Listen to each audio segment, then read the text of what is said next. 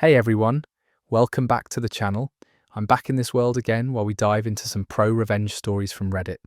I've got a collection today, from work stories to some other stuff, that just seemed insane to me.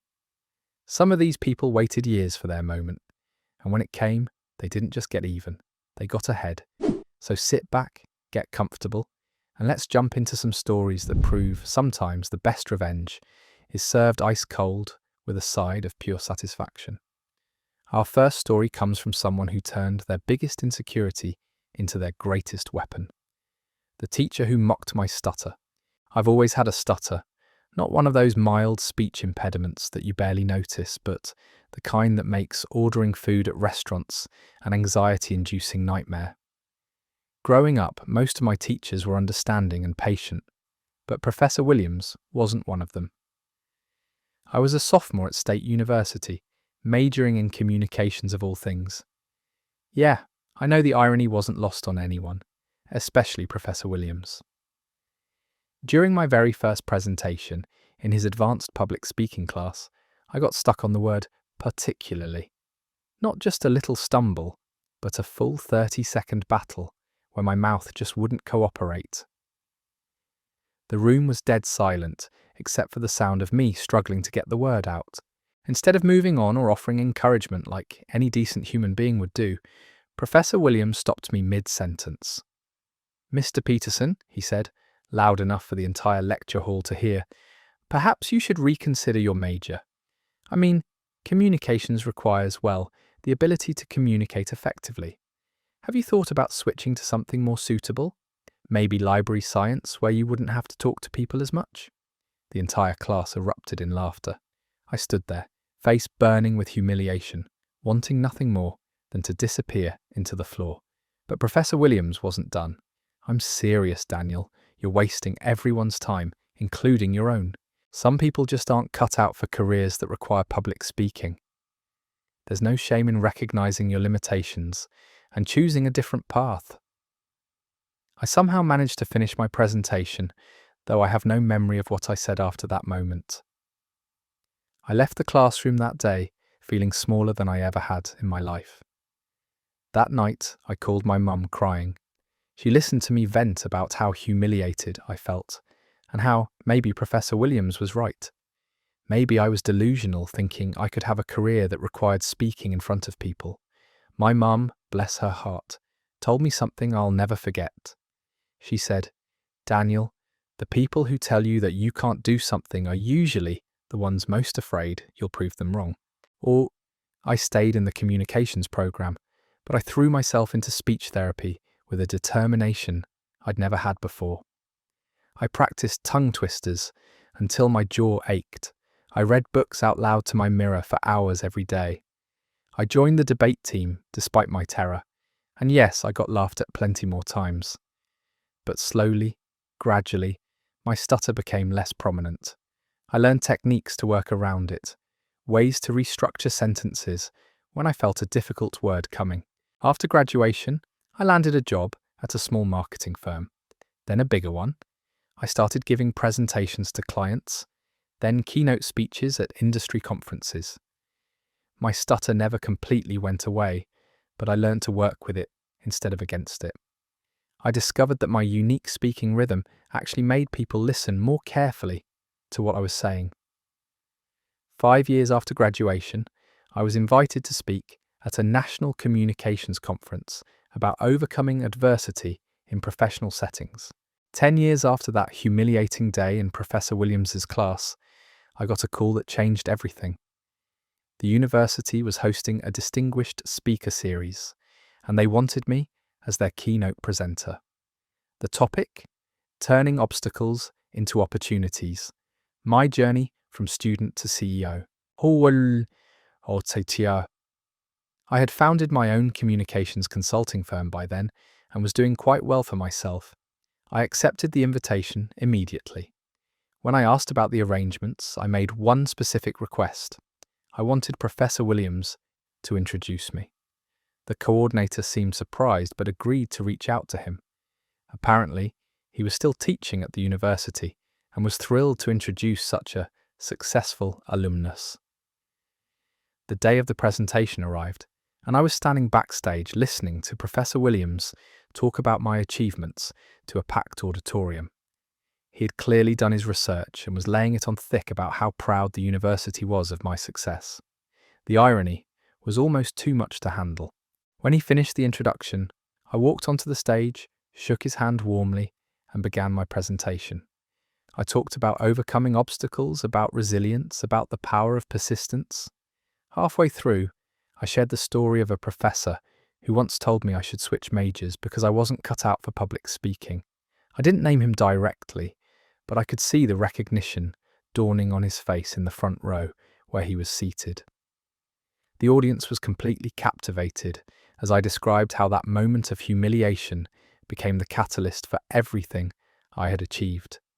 How sometimes the people who doubt us the most end up being our greatest motivators. I talked about the importance of believing in students, even when they stumble, especially when they stumble. After the presentation, Professor Williams approached me backstage.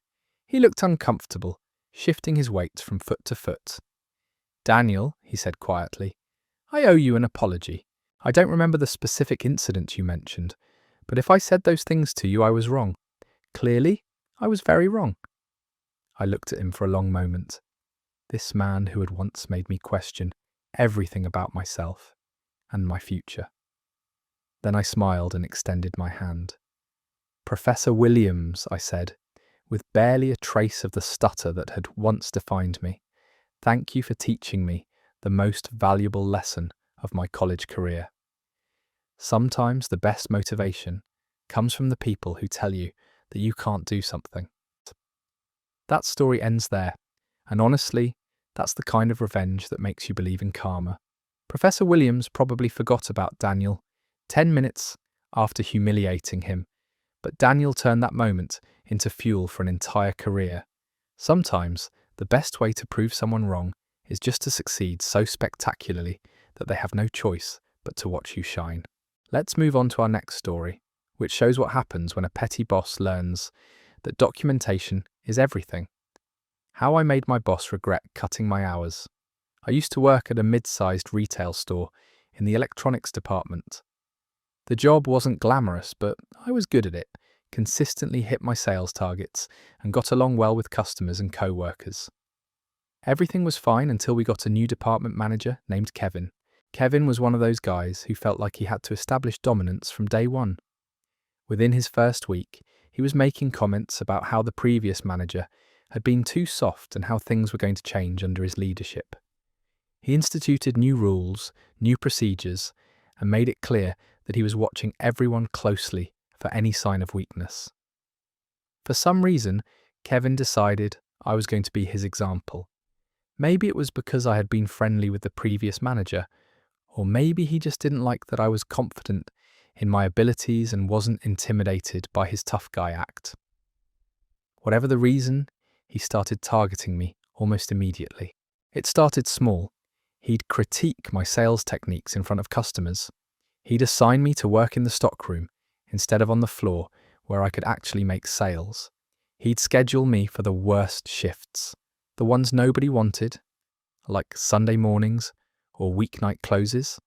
I tried to roll with it, figuring he'd eventually realize I was an asset to the team and back off. But Kevin wasn't interested in my performance or my value to the company. He was interested in proving a point. 3 months after he started, he called me into his office for what he said was a performance review. He had a stack of papers in front of him and this smug expression that told me everything I needed to know about how this was going to go. "Priya," he said, not even looking up from his papers, "I've been evaluating your performance, and frankly, I'm not impressed. Your attitude has been problematic, and I've received several complaints about your work ethic." This was complete nonsense. I had never received a single customer complaint, and my sales numbers were consistently among the highest in the department. I asked him to show me the specific complaints and performance issues he was referring to. Kevin waved his hand dismissively. "I don't need to justify my management decisions to you. The bottom line is that your performance doesn't warrant your current hours. Effective immediately, I'm reducing your schedule from 35 hours per week to 15. Maybe this will motivate you to take your job more seriously. I was stunned. Going from 35 hours to 15 would cut my income by more than half. I had rent, student loans, car payments, all the usual expenses of someone in their 20s trying to build a life. 15 hours a week wouldn't even cover my rent, let alone everything else. I tried to reason with Kevin, asking what specific improvements he wanted to see, what goals I needed to meet to get my hours back. His response was essentially that I should be grateful to still have a job at all. That night, I went home and did something I should have started doing the moment Kevin became my manager. I created a detailed log of every interaction I had with him. Every conversation, every instruction, every criticism. I wrote it all down with dates, times, and witnesses when applicable.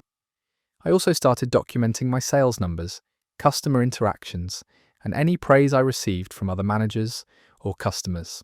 What I discovered as I went back through my records was a clear pattern of discrimination and retaliation. Kevin had targeted me specifically while leaving other employees with similar or worse performance alone. He had made comments about my attitude that seemed to correlate with times when I had politely disagreed with him or suggested alternative approaches to problems. Most damaging of all, I found several instances where he had made inappropriate comments about my appearance and personal life. I also discovered that Kevin had been falsifying some of his reports to upper management. He had claimed that several of my sales belonged to other employees, making my numbers look worse than they actually were. He had also failed to pass along positive customer feedback about me while highlighting every minor complaint, even ones that had been resolved satisfactorily. Armed with this documentation, I scheduled a meeting with HR. I didn't go in angry or emotional.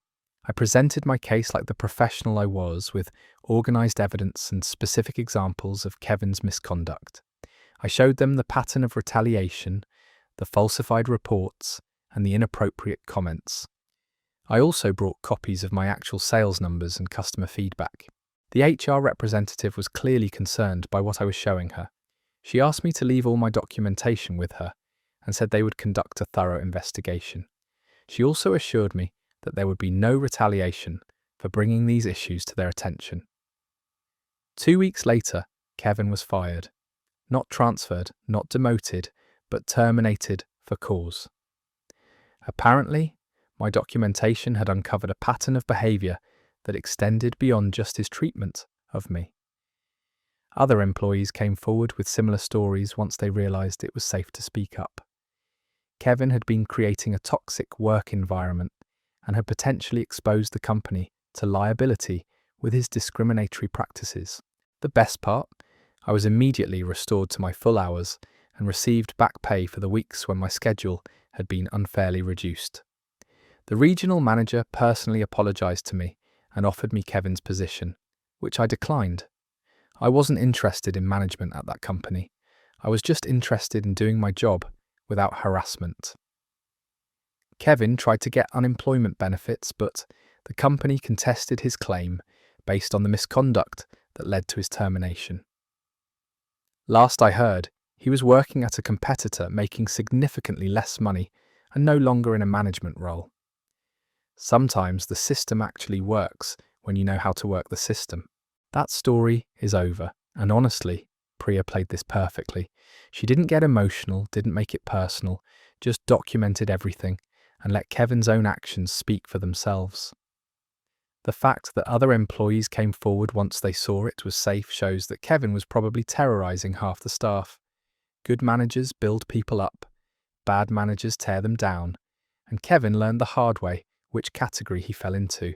Our next story comes from someone who discovered that sometimes the most effective revenge is just following the rules exactly as they're written. The neighbour who kept blocking my driveway. I live in a row house in a city where parking is always a nightmare. Everyone who lives here knows the unspoken rules. You don't block driveways, you don't take up 2 spots, and you definitely don't park in someone else's designated space if they have one.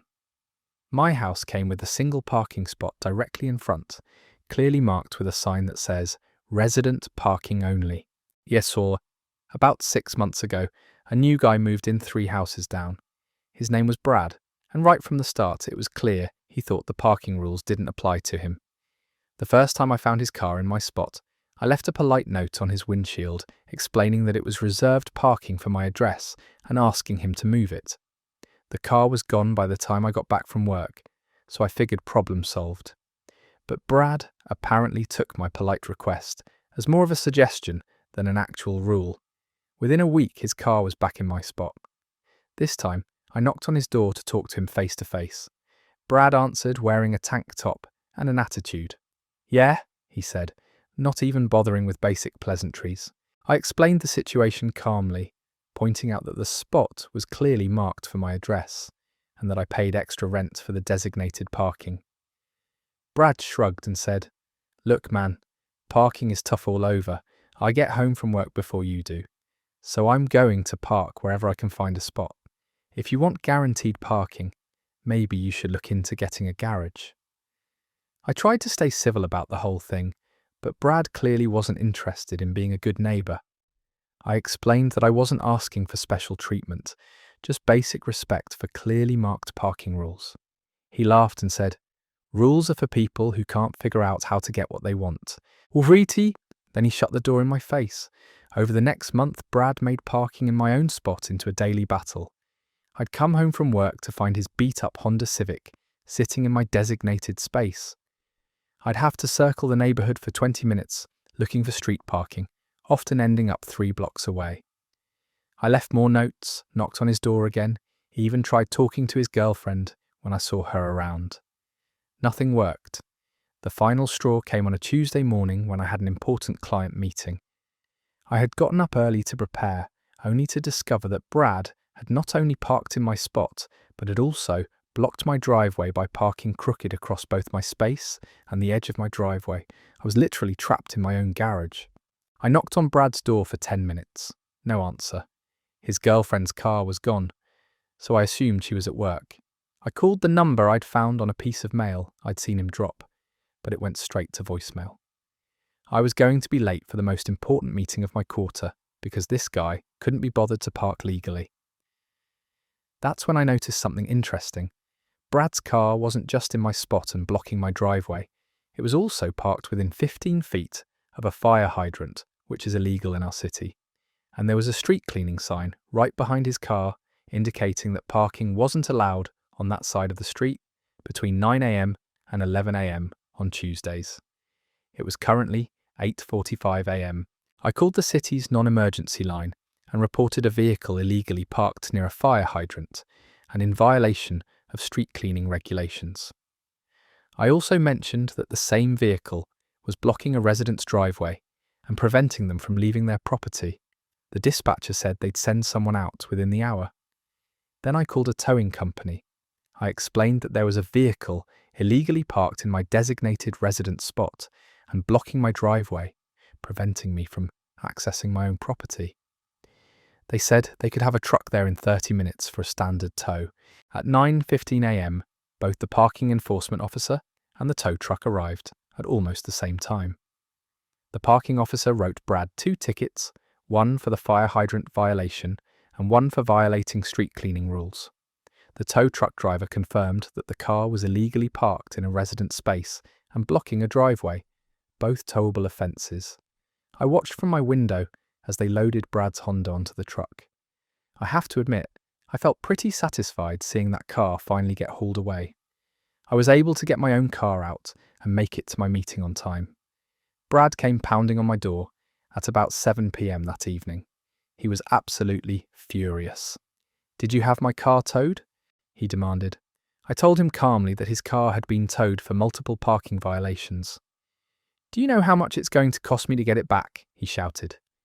I pulled out my phone and showed him the photos I'd taken of his car illegally parked. "Well," I said, "there's the towing fee, which is usually around $150. Then there's the storage fee, which goes up every day. Plus you've got 2 parking tickets, one for the fire hydrant, which is $200, and one for street cleaning violation, which is $75. So you're looking at around $425, assuming you get it today." Brad's face went through several different shades of red. "This is ridiculous. I was just parked there for one night." I reminded him that he'd been parking in my spot for months, despite multiple requests to stop. "I tried to handle this neighbour to neighbour," I told him, "but you made it clear that you don't respect other people's property or basic parking rules. So now the city's handling it." Brad never parked in my spot again. In fact, he started parking 3 blocks away, apparently afraid that any parking violation anywhere near my house would result in another expensive lesson.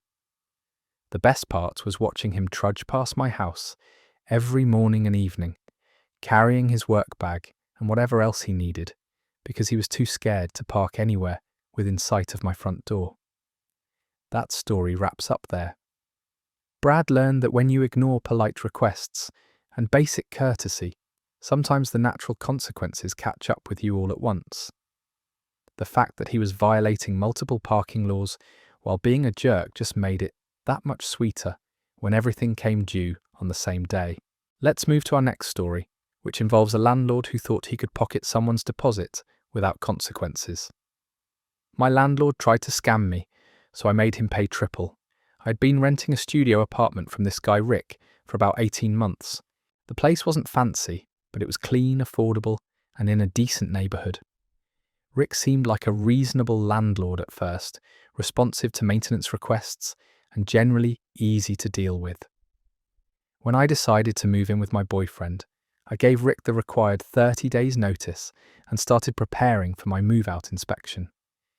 I had always been a good tenant, paid rent on time, never had parties or caused any disturbances.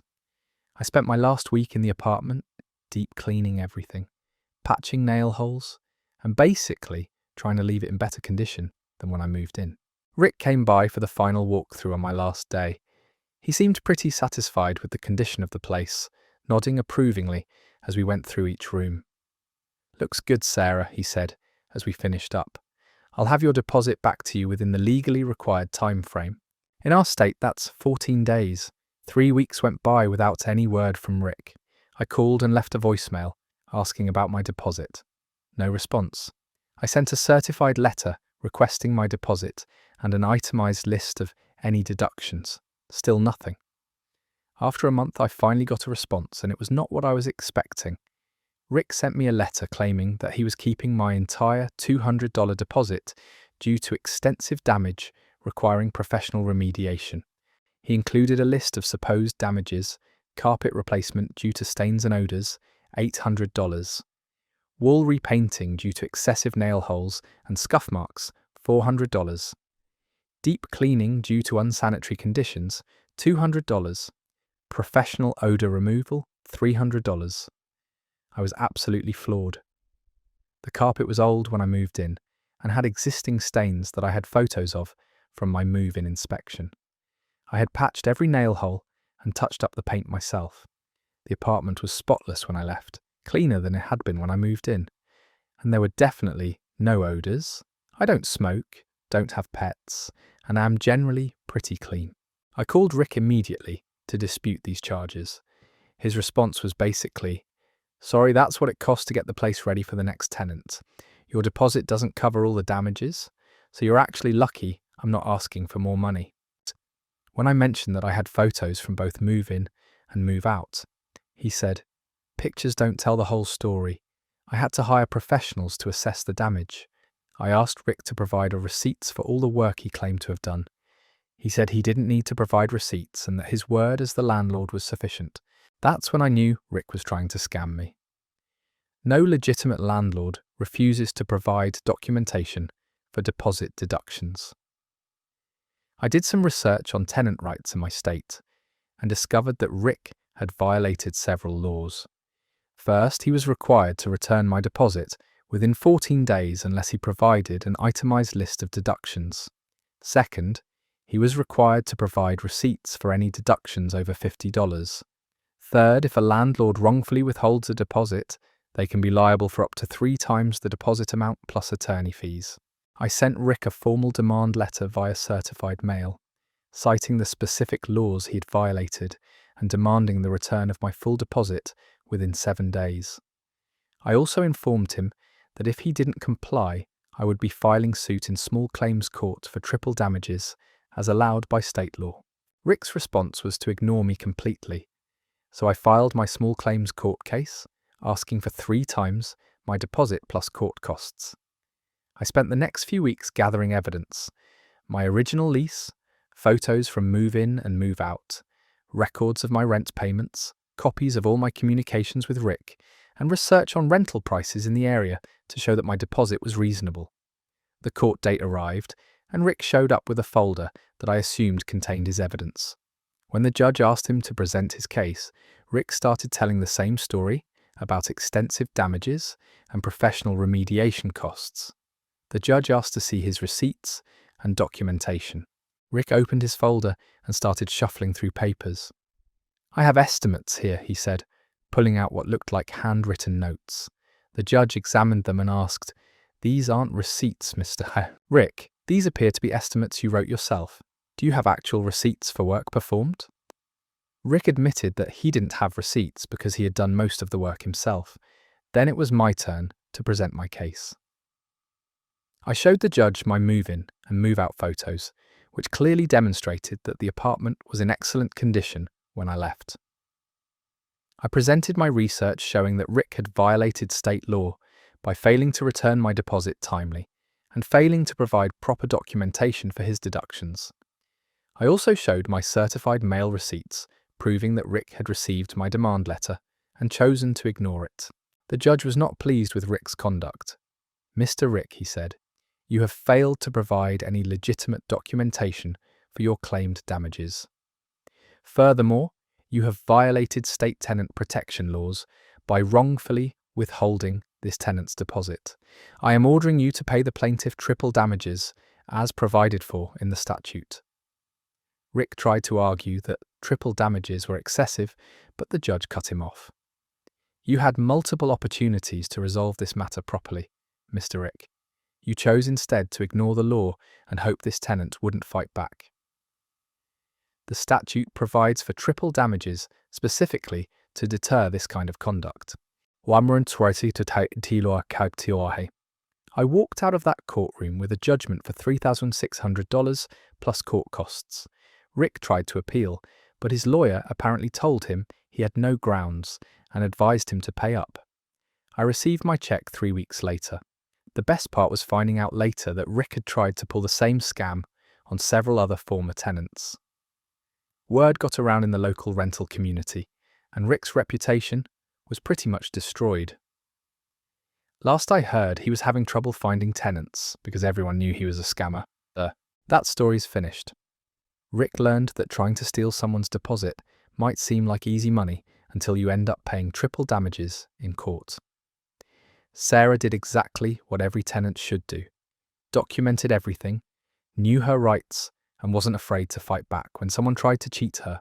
Sometimes the legal system actually works the way it's supposed to. Our next story takes us to a wedding where someone's bragging backfired spectacularly. The time my ex tried to humiliate me at a wedding. My ex-girlfriend Monica and I had dated for about 2 years before breaking up 6 months ago. It wasn't a messy breakup initially. We just wanted different things and decided to part ways amicably. We had a lot of mutual friends, so we agreed to stay civil and polite when we saw each other at social events. The first test of this arrangement came at our friend Jake's wedding last month. I knew Monica would be there with her new boyfriend, someone she'd started dating pretty soon after our breakup.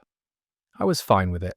I was actually seeing someone new myself, though it was still pretty casual. I figured we'd exchange pleasantries, maybe make small talk, and get through the evening without any drama. Monica had other plans. She showed up to the wedding looking fantastic, which was expected, but she also brought her new boyfriend Derek, who was apparently some kind of finance guy she'd met through work.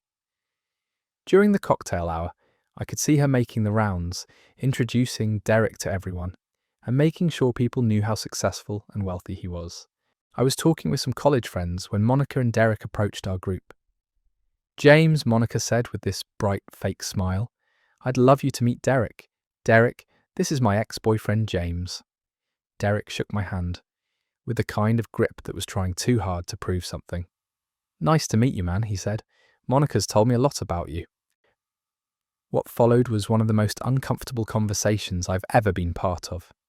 Monica started talking about Derek's job, his corner office, his new BMW, his condo in the expensive part of downtown. Derek just got back from Switzerland, she announced to our little group. He was consulting for some major banks there. Isn't that right, honey? Derek nodded along, clearly enjoying the attention. Yeah, it was pretty intense. High-level stuff. Can't really talk about the details, client confidentiality and all that. Monica beamed at him, like he'd just solved world hunger. Derek's being modest, she said. He made more money last month than most people make in a year. I could see our friends getting uncomfortable with the obvious display, but Monica was just getting started. She asked what I was up to these days, knowing full well that I was working as a teacher, which doesn't exactly come with a luxury lifestyle. When I mentioned that I was enjoying my job at the high school, Monica made this sympathetic face and said, "Oh, that's so nice that you're doing something you're passionate about. Money isn't everything, right, Derek?" Derek nodded sagely. Absolutely. I mean, I could never do a job that didn't challenge me financially, but everyone has different priorities. The condescension was dripping off every word. Monica added, "I think it's wonderful when people choose fulfillment over financial success. Very noble." By this point, I was getting pretty annoyed, but I was determined not to let them get to me. I just smiled and said, "Yeah, I'm really happy with my choices." But Monica wasn't done. She started talking about their upcoming vacation to Italy, their plans to look at houses together, Derek's promotion prospects. It was like she was trying to prove to everyone, including herself, that she had traded up. The conversation finally ended when someone announced that dinner was starting. As we all moved toward our tables, I found myself sitting directly across from Monica and Derek. This was either terrible luck or Monica had requested specific seating. Knowing her, probably the latter. During dinner, the financial bragging continued. Derek started telling stories about his biggest deals, his most important clients, his investment strategies. Monica hung on every word like he was delivering the Gettysburg Address. Derek's company just landed this huge contract, she announced to the entire table. Tell them about the Swiss deal, honey. That's when something clicked in my brain. Derek's story about Switzerland sounded familiar, really familiar. I had heard almost the exact same story a few weeks earlier on a true crime podcast about financial fraud. A guy who had been pretending to be a high-level financial consultant, taking money from clients for fake investment opportunities, even faking trips to Switzerland to meet with supposed international clients. I quietly pulled out my phone and started searching. It didn't take long to find what I was looking for. There was Derek's photo on a news website from 3 months ago. Local man charged with investment fraud. The article detailed how Derek Patterson had been running a Ponzi scheme, taking money from clients and using it to fund a lavish lifestyle while providing fake returns on investments. He was currently out on bail awaiting trial. I sat there for a moment, reading the article and trying to decide what to do with this information. Derek was still talking about his consulting work, completely oblivious to the fact that I had just discovered his entire persona was a lie. Monica was still gazing at him adoringly, clearly having no idea that her successful boyfriend was actually facing serious criminal charges. When Derek finished his latest story about closing a major deal, I looked up from my phone and said, "Derek, that's fascinating. I'm curious though, how do you manage to keep up with all these high-level consulting gigs while dealing with your legal issues?" The table went quiet. Derek's face went pale. "I'm sorry, what legal issues?" Monica asked, looking confused. I held up my phone so they could see the news article with Derek's photo. Well, according to this article from the Tribune, Derek was charged with investment fraud about 3 months ago. Apparently, he's been running a fake consulting business and stealing money from clients. Monica's face went through several different expressions: shock, confusion, embarrassment, and then anger. She grabbed my phone to read the article herself, while Derek sat there, looking like he wanted to disappear into his chair. "Derek," Monica said slowly, "is this true?" Derek started stammering about how it was all a misunderstanding, how the charges would be dropped, how the media had gotten the story wrong, but the damage was done. Monica was reading the article out loud, and everyone at the table was staring at Derek with a mixture of shock and disgust. Monica stood up abruptly, threw her napkin on the table, and said, "We're leaving, now." Derek tried to explain as they gathered their things, but Monica wasn't having it. As they walked away from the table, I heard her hissing at him about how he had lied to her about everything. The rest of the table sat in stunned silence for a moment before someone finally said, "Well, that was unexpected." Our friend Lisa, who had never liked Monica much anyway, started laughing. "I can't believe she was bragging about dating a con artist," she said. "The irony is just too perfect." Word of what happened spread through the wedding pretty quickly. By the time the dancing started, everyone knew that Monica's wealthy boyfriend was actually a fraud facing criminal charges. Several people came up to me throughout the evening to ask if the story was true and to comment on how awkward the whole situation had been. Monica and Derek left the wedding early, obviously. I found out later from mutual friends that Monica broke up with Derek that same night after Googling him and finding several more articles about his legal troubles. Apparently, she felt completely humiliated that she'd been unknowingly dating a criminal and bragging about his fake success to everyone she knew. The best part was that Monica had spent the entire evening trying to make me feel bad about my life choices, only to discover that her seemingly perfect upgrade was actually a downgrade in the worst possible way. Sometimes karma works faster than you expect. That story ends there. Monica spent the whole evening trying to show off her successful boyfriend, only to find out he was a fraud awaiting trial. The fact that James happened to recognize the story from a true crime podcast makes it even more perfect. Sometimes the people who brag the loudest have the most to hide. Let's move into our next story, which comes from someone who learned that taking credit for other people's work can backfire in the most spectacular way. The co-worker who took credit for my work. I work as a marketing analyst at a tech company, and for the past 6 months, I'd been developing this comprehensive market research project on emerging consumer trends in our industry. It was my baby, honestly. I'd spent countless hours after work diving into datasets, conducting surveys, analysing competitor strategies, and building predictive models. The project was getting attention from upper management because it could potentially save the company millions by helping us avoid market segments that were about to tank while identifying opportunities our competitors were missing. My manager, Janet, had been giving me regular updates to present to her, and she always seemed impressed with the depth of my analysis. About 2 weeks before I was supposed to present my findings to the executive team, Janet hired a new senior analyst named Marcus.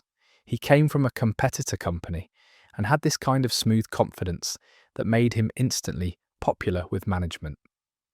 During his first week, Janet asked me to bring Marcus up to speed on some of our ongoing projects, including my market research. I spent several hours walking Marcus through my methodology, showing him my data sources, explaining my analysis framework, and sharing some of my preliminary findings. He seemed genuinely interested and asked really good questions. I thought it was great to have someone senior who appreciated the complexity of what I'd been working on. The day before my scheduled presentation, Janet called me into her office. "Aisha," she said, "I've been thinking about the market research presentation tomorrow. Given Marcus's experience and seniority, I think it might be better if he presents the findings to the executive team. You've done amazing work, but Marcus has more experience presenting to C-level executives." I was devastated. This was my project, my research, my analysis. I'd been looking forward to presenting it for months, but Janet was my boss and Marcus was technically more senior than me, so I didn't feel like I could argue. I told her I was disappointed, but that I understood her reasoning. That evening, Marcus asked me to send him all my presentation materials so he could familiarise himself with them before the meeting. I hesitated for a moment, but then sent him everything: my slides, my data sets, my analysis notes, even my speaker notes, with the key points I wanted to emphasize. The next morning, I watched from the back of the conference room as Marcus presented my work to the CEO, CMO, and the rest of the executive team. He delivered it flawlessly, hitting every key point, explaining the methodology like he'd developed it himself, and fielding questions with confidence. The executives were impressed, really impressed. At the end of the presentation, the CEO asked Marcus about his background and how he'd developed such sophisticated analytical skills. Marcus talked about his previous experience and said something like, "This kind of comprehensive market analysis is exactly what I love doing. It's great to be at a company that values deep research." I felt sick listening to him take credit for months of my work. But what really got to me was when the CMO asked about the timeline for implementing some of Marcus's recommendations. He started talking about next steps and follow-up analysis, like he was planning to continue leading the project. After the meeting, several executives came up to Marcus to congratulate him on excellent work. One of them mentioned that this was exactly the kind of strategic thinking they needed more of in the marketing department. I stood there watching my career advancement opportunity get handed to someone who'd been at the company for exactly 2 weeks. But here's the thing I hadn't mentioned to Marcus when I walked him through my methodology. I'm kind of paranoid about people stealing my work, so I've developed this habit of embedding hidden identifiers in everything I create. Every dataset has my initials embedded in specific cells. Every chart has my name in microscopic text in the margins. Every slide has metadata that shows when I created it and last modified it. 3 days after Marcus's presentation, the CEO's assistant reached out to me directly. Apparently, the CEO had been so impressed with the market research that he wanted to discuss it further and potentially expand it into a company-wide strategic initiative. The assistant asked me to send her the original files and supporting documentation so the CEO could review everything in detail. I sent her everything, including the original files with all their embedded identifiers and creation timestamps. I also included a detailed project timeline showing when each component had been developed, all of which predated Marcus joining the company. 2 days later, I got a call from Janet asking me to come to her office immediately. When I arrived, Janet was sitting there with Marcus and the HR director. Janet looked uncomfortable, Marcus looked pale, and the HR director looked serious.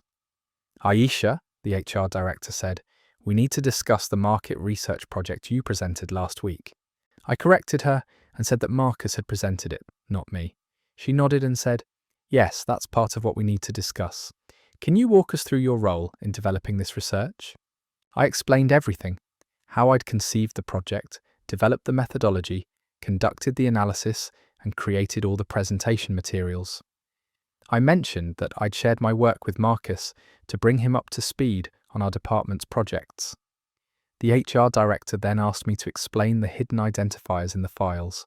I walked them through how I embed my initials and metadata in my work as a way to track version control and protect against accidental duplication. Marcus was getting quieter and paler as I explained this. "Marcus," the HR director said, "would you like to explain why you presented Aisha's work as your own to the executive team?" Marcus tried to claim that it had been a collaborative effort and that he'd only been asked to present it because of his seniority, but the timestamps on the files made it clear that all the work had been completed before he even joined the company. Janet looked mortified. She admitted that she'd asked Marcus to present because she thought it would make a better impression on the executives, but that she'd never intended for him to take credit for the work itself. She said she'd assumed he would acknowledge my contribution during the presentation. The HR director asked me to step out while they finished their conversation with Marcus. An hour later, Janet called me back in to tell me that Marcus was being terminated immediately for misrepresenting his work and violating the company's integrity policies. She also apologized profusely for her role in the situation and said she should have made it clear that Marcus was only presenting my work, not claiming credit for it. The best part came later that afternoon when I got a call from the CEO's office. He wanted to meet with me personally to discuss the market research project and my ideas for expanding it. During our meeting, he apologized for the confusion about who had developed the analysis and said he was impressed not just with the quality of my work, but with my professionalism in handling the situation. 6 weeks later, I was promoted to Senior Marketing Analyst with a significant raise and a new role leading strategic market research for the entire company. My project became the foundation for a major shift in our product development strategy that ended up being incredibly successful. Marcus, meanwhile, had trouble finding another job in our industry. Word gets around pretty quickly in marketing circles, especially when someone gets fired for taking credit for other people's work. Last I heard, he was working at a much smaller company for significantly less money. That story is over. Marcus learned the hard way that stealing someone's work only works if they don't have receipts. Aisha's paranoia about embedding hidden identifiers saved her career and destroyed his. The fact that she handled it professionally while he got caught red-handed just makes it even more satisfying. Our next story takes us into HOA drama, where one president learned that throwing around illegal fines can come back to haunt you. The HOA president who learned the hard way. I live in one of those suburban neighborhoods with a homeowners association that thinks it's running a small country. Most of the HOA board members are reasonable people who just want to maintain property values and keep the neighborhood looking nice. But our president, Carol, is one of those people who gets drunk on the tiny amount of power that comes with a volunteer position. Carol has lived in the neighborhood for about 15 years and seems to think that gives her the right to control how everyone else lives. She's the type who measures grass height with a ruler and sends violation notices if your lawn is a 1/4 inch too long. She walks around the neighborhood with a notebook, documenting anything she considers a violation of our community standards. Last spring, I decided to redo my front yard landscaping. My old lawn was dying anyway, and I wanted to replace it with native plants that would require less water and maintenance. I did my research on our HOA covenants and made sure my plan design complied with all the stated requirements. I even submitted my landscaping plan to the Architectural Review Committee and got written approval before starting any work. The project took about 3 weeks to complete. I hired a professional landscaper who removed the old grass, installed a drip irrigation system, and planted a beautiful selection of native wildflowers, ornamental grasses, and drought-resistant shrubs. The end result was gorgeous, much more interesting than a basic lawn, and definitely an improvement to the neighborhood's appearance. 2 days after the landscaping was finished, I found a violation notice taped to my front door. According to Carol, my new landscaping violated several HOA covenants, including requirements for appropriate ground cover, neighborhood aesthetic standards, and maintenance of property values. The notice demanded that I remove all the native plants and restore a traditional grass lawn within 30 days or face fines of $100 per day. I was furious, but I tried to handle it properly. I called Carol and explained that I had gotten approval from the Architectural Review Committee before starting the project. I offered to show her the approval letter and the specific covenants that my landscaping complied with. Carol's response was that the Architectural Review Committee had made a mistake and that she, as president, had the authority to override their decisions. I asked Carol to point out which specific covenants my landscaping violated. She said it was obvious that native plants weren't appropriate for a residential neighborhood and that my yard looked messy and unkempt compared to the other lawns. When I pointed out that the covenants actually encouraged water-wise landscaping, she said that didn't mean I could turn my yard into a wild prairie. I requested a hearing with the HOA board to dispute the violation, which is my right under our association bylaws. Carol scheduled the hearing for 2 weeks later. I spent that time preparing my case, gathering documentation of my architectural approval, researching similar landscaping projects that had been approved in other HOA communities, and consulting with a lawyer who specializes in HOA disputes. At the hearing, I presented my case to the 5-person board. I showed them my approval letter, photos of the finished landscaping, and documentation proving that native plant gardens were specifically encouraged by our county's water conservation programs. I also brought a landscape designer who testified that my yard was professionally designed and installed according to best practices.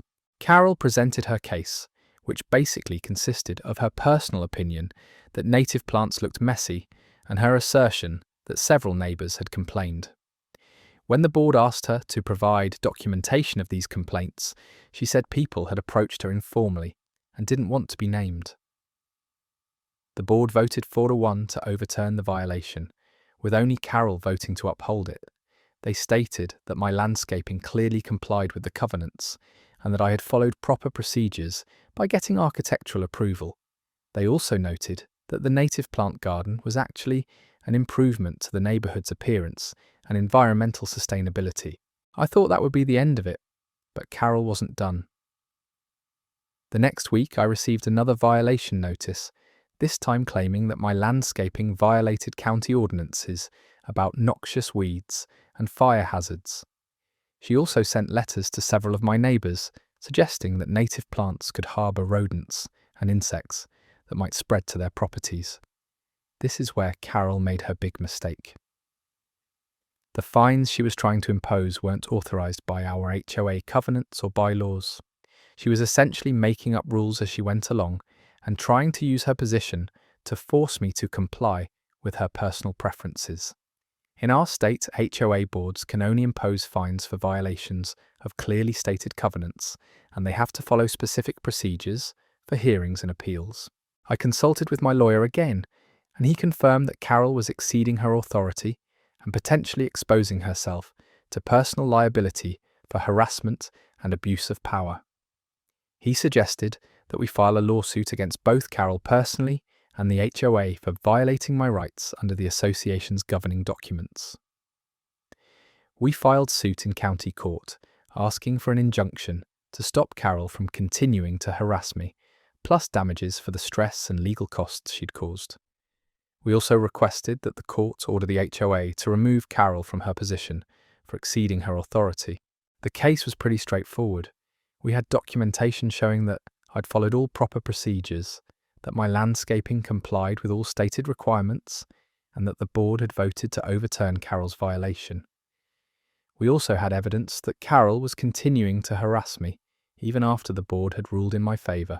Carol tried to defend herself by claiming she was just trying to maintain neighbourhood standards, but she couldn't point to any specific covenants that my landscaping actually violated. Her lawyer advised her to settle rather than risk a larger judgment if the case went to trial. The settlement was beautiful. Carol had to pay my legal fees, which came to about $8,000. She also had to issue a written apology to me and to the entire neighbourhood for exceeding her authority. Most importantly, she had to resign from the HOA board and was barred from running for any HOA position for 5 years. But the best part of my revenge was what I did with the settlement money. I used every penny of it to expand my native plant garden. I hired the same landscape designer to create an even more elaborate display of drought-resistant plants, complete with decorative boulders, a small water feature, and meandering pathways. The new garden covers most of my front yard and is absolutely stunning. It's become plants. Several neighbours have hired my landscape designer to a neighbourhood attraction, with people stopping to take photos and ask about the create similar gardens in their own yards. The local newspaper even did a feature story about native landscaping trends, using my garden as the main example. Carol's house is directly across the street from mine, so she has to look at my beautiful native plant garden every time she leaves her house. Every time I see her outside, she avoids making eye contact and hurries back inside. I wave cheerfully whenever I spot her peeking through her curtains at my yard. The HOA elected a new president who actually appreciates innovative landscaping and environmental sustainability. Under the new leadership, They've updated the covenants to explicitly encourage water-wise gardening and native plant landscaping. My garden is now held up as an example of the kind of improvements the association wants to see. That story wraps up there. Carol learned that being HOA president doesn't mean you can make up rules on the spot. Leo turned her harassment into the most beautiful revenge possible, a gorgeous garden that she has to stare at every single day. The fact that he used her settlement money to make it even bigger is just perfect. Let's move to our next story about someone who discovered that trying to scam customers can backfire when the wrong person is watching. The barista who overcharged everyone. I'm a regular at this coffee shop called Brew Haven that's about 2 blocks from my apartment. It's one of those local places with decent coffee, free Wi-Fi, and a relaxed atmosphere where you can sit and work for hours without anyone bothering you. I probably go there 4 or 5 times a week, usually ordering the same thing, a large coffee with oat milk. About 3 months ago, they hired this new barista named Tyler. He was probably in his early 20s, had this overly friendly personality that felt kind of forced and always seemed to be in a hurry to get customers through the line. At first, I didn't think much of his service style. Different people have different approaches to customer service. But after a few weeks, I started noticing something weird about my receipts. The prices seemed inconsistent, not dramatically different, but enough that I started paying more attention. One day, I'd pay $4.50 for my usual order. The next day, it would be $5.25 for exactly the same thing. When I asked Tyler about the price difference, he'd say something about seasonal pricing adjustments or premium oat milk costs. I'm naturally detail-oriented, it comes with being an accountant, so I started keeping my receipts and tracking what I was being charged. What I discovered was that Tyler was systematically overcharging customers, but only by small amounts that most people probably wouldn't notice. $1 here, 50 cents there, just enough to pad his tips without triggering obvious complaints. The pattern became clear pretty quickly. Tyler would charge the correct price when his manager was working, but when he was alone or working with other young employees, the prices would mysteriously increase. He was also doing this thing where he'd ask if you wanted to round up for charity, but I noticed that the charity donations weren't showing up separately on receipts like they should. I decided to test my theory. Over the course of 2 weeks, I ordered the exact same drink at different times when different employees were working. When Tyler made my order, I was charged anywhere from $4.75 to $5.50. When other baristas made the same order, it was consistently $4.25, which matched the posted menu price. I also started paying more attention to how Tyler handled cash transactions. When customers paid with cash and didn't ask for receipts, Tyler would often not ring up the sale at all, just pocket the money directly. When people did ask for receipts with cash payments, he'd sometimes give them receipts from previous transactions that showed lower amounts than what they'd actually paid. The most brazen thing I witnessed was Tyler telling a customer that their card had been declined when I could see from my angle that the payment had actually gone through successfully. He convinced the customer to pay with cash instead, then pocketed the cash while keeping the card payment. That customer ended up paying twice for the same order without realizing it. I wasn't sure how to handle this situation. Part of me wanted to confront Tyler directly, but I figured he'd just deny it and then be more careful about hiding his scam.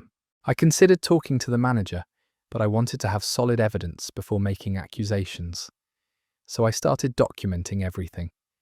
I took photos of receipts, noted times and dates of transactions, and even started recording some of my interactions with Tyler on my phone.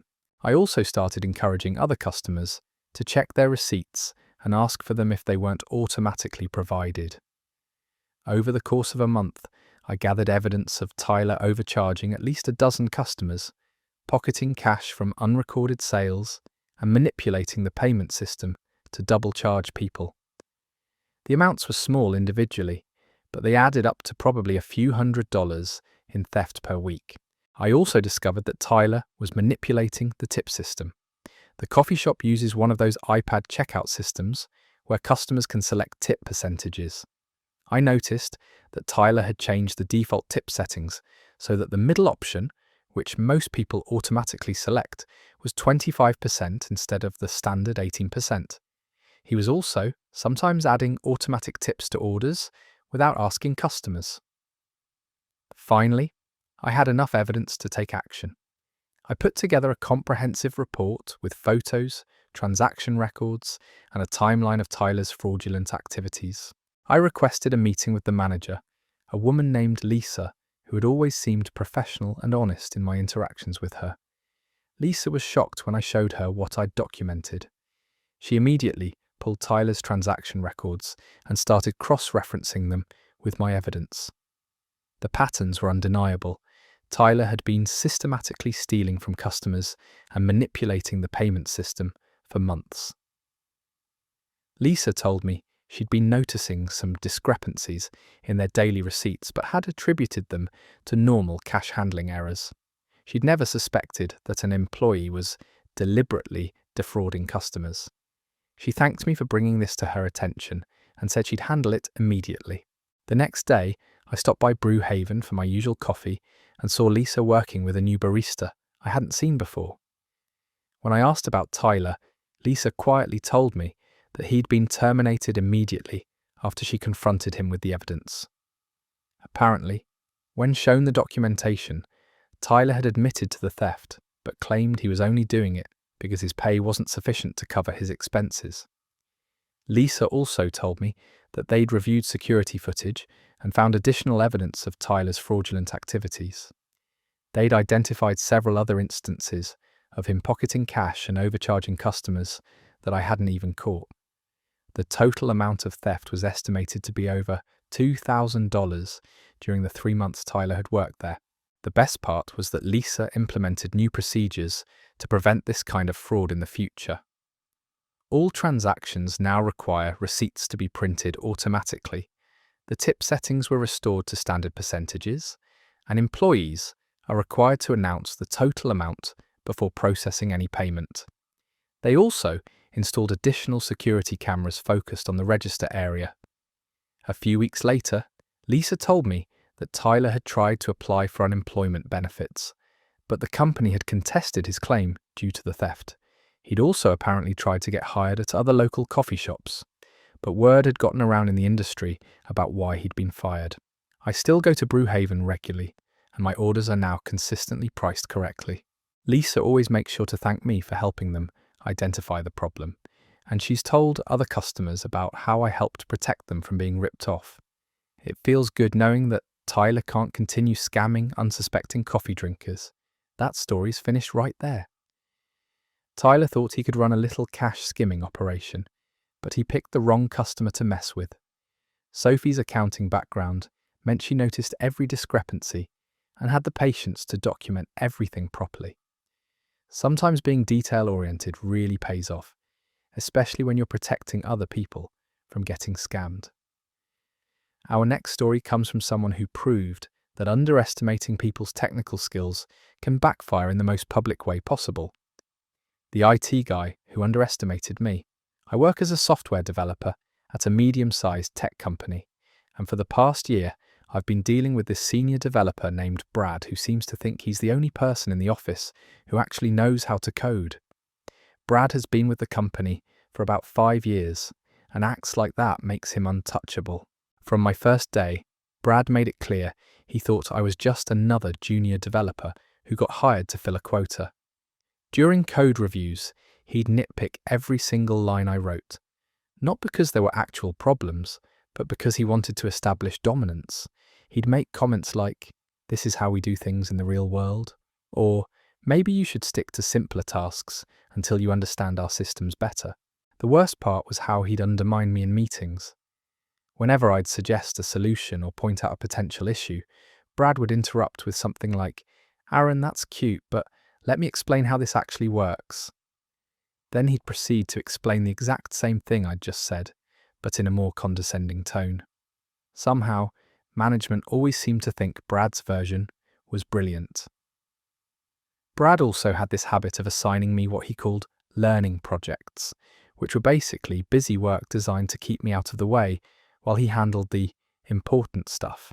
When I'd finish these projects quickly and correctly, he'd act surprised and say something like, "Not bad for a beginner," and it was infuriating. The situation came to a head during our quarterly system maintenance window. Our company runs this critical customer management system that processes millions of transactions daily.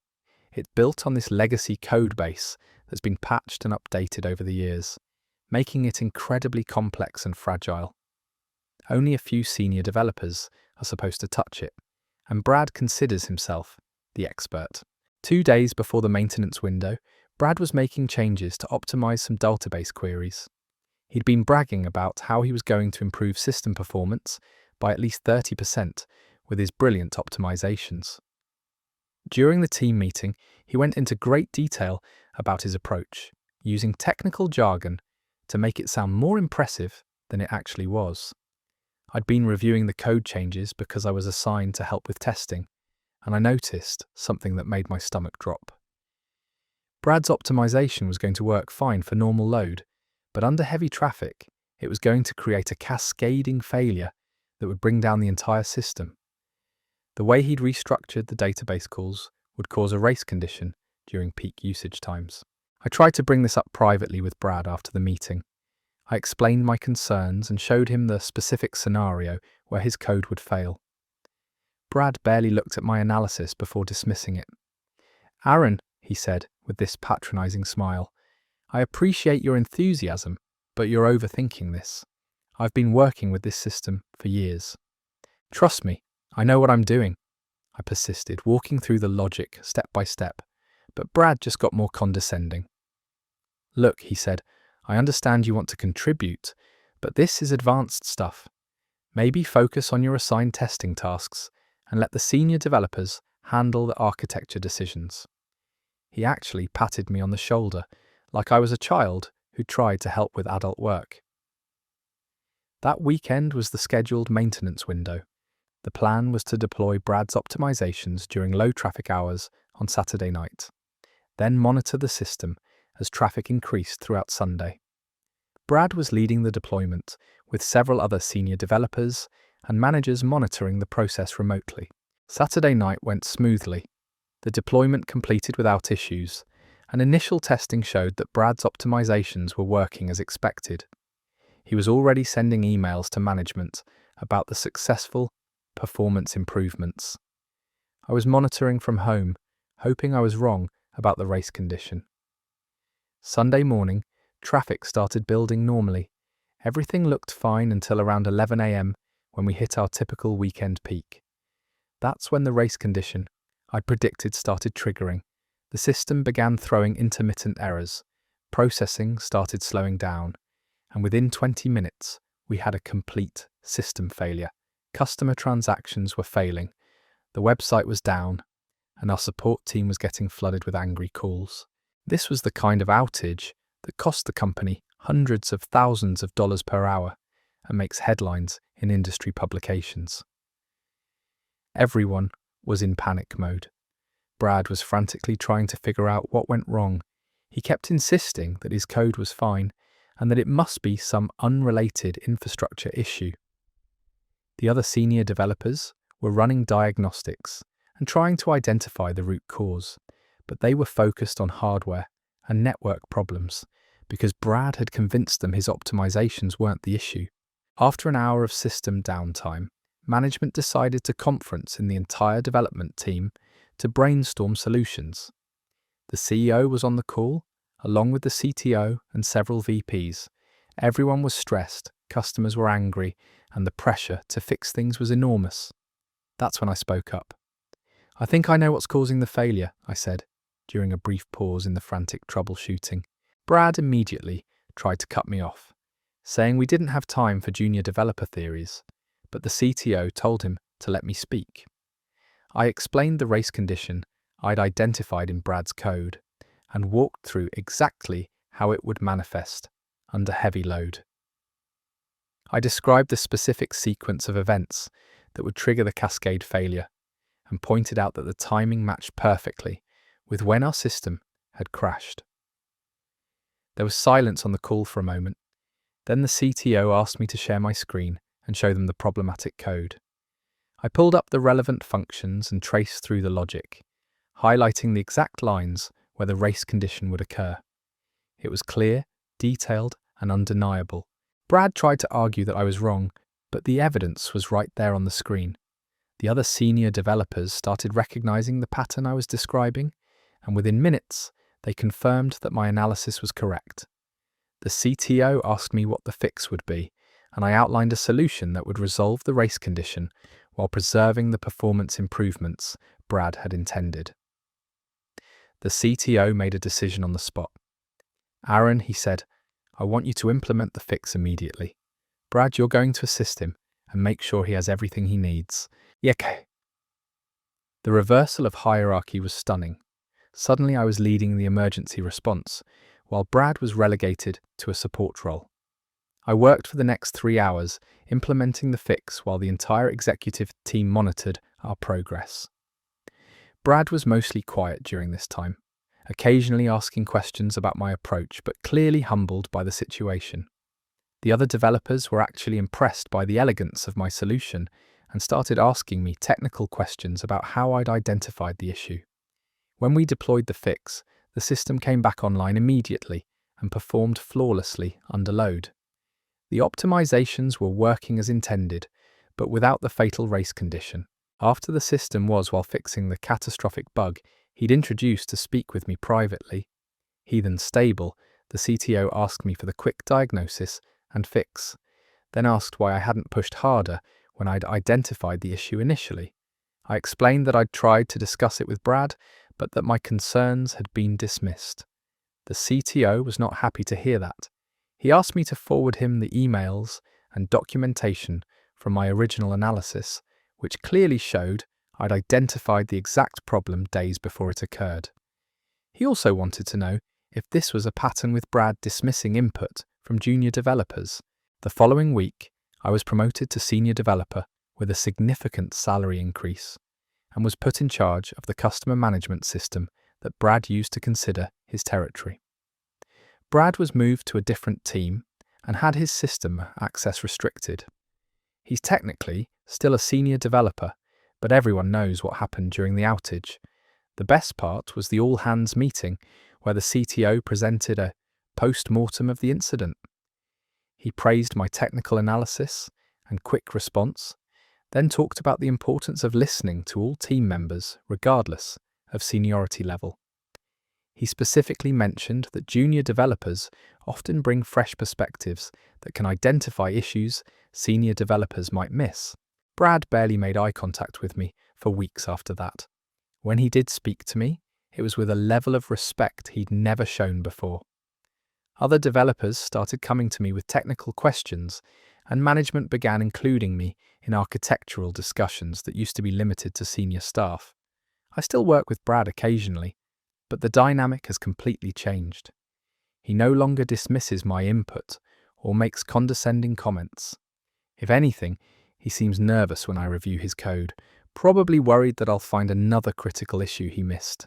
That story is finished. Brad learned that experience means nothing if you can't handle being wrong. Aaron's technical skills spoke louder than any title or seniority level ever could. Sometimes the best revenge is just being right when it matters most. Our next story comes from someone who discovered that threatening employees can backfire when they actually have options. The boss who thought I'd never leave. I had been working as a marketing coordinator at this small advertising agency for about 3 years. The pay wasn't great, but I thought I was gaining valuable experience and building relationships with clients. My boss, Richard, was one of those old-school types who believed that loyalty meant accepting whatever treatment he dished out. Richard had this favourite phrase that he'd use whenever anyone complained about workload, pay, or working conditions. "If you don't like it here, you can always leave," he'd say with this smug grin. "But good luck finding another company that will put up with your attitude." He genuinely seemed to believe that working for him was some kind of privilege that we should be grateful for.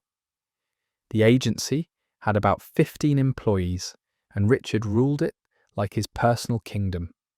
He'd regularly ask people to work weekends without overtime pay, cancel vacations at the last minute if a client needed something, and take credit for successful campaigns while blaming employees when things went wrong. The turnover was pretty high, but Richard always acted like people left because they couldn't handle the fast-paced environment, not because he was a terrible boss. My breaking point came during what should have been the biggest opportunity of my career. I had been working with this major retail client for over a year, building their brand strategy and managing their social media campaigns. The results were fantastic. Their engagement was up 200%, sales were increasing, and they were thrilled with our work. When it came time to renew their contract, the client specifically requested that I be the lead on their account. They told Richard that they loved working with me and wanted to expand our services. This should have been great news for everyone: more money for the agency, recognition for my work, and a chance for me to step up to a senior role. Instead, Richard decided to take over the account personally. During the contract renewal meeting, he positioned himself as the strategic mastermind behind all the successful campaigns. He barely mentioned my contributions and made it seem like I was just an assistant who helped implement his brilliant ideas. The client looked confused because they'd been working directly with me for months, but they were too polite to contradict him. After the meeting, I confronted Richard about taking credit for my work. His response was classic Richard. "Hannah," he said, "you're still learning how this business works. Clients want to deal with senior management, not coordinators. You should be grateful that I'm protecting the relationship you helped build." When I pointed out that the client had specifically asked for me, he laughed and said, "They think they want to work with you, but they don't understand how agencies operate." Then came his favourite threat. "If you're not happy with how things work around here, you know I've provided. You're not to give you the opportunities. You won't find another agency willing what your options are. But I guarantee ready for the responsibility you think you deserve." That conversation happened on a Thursday.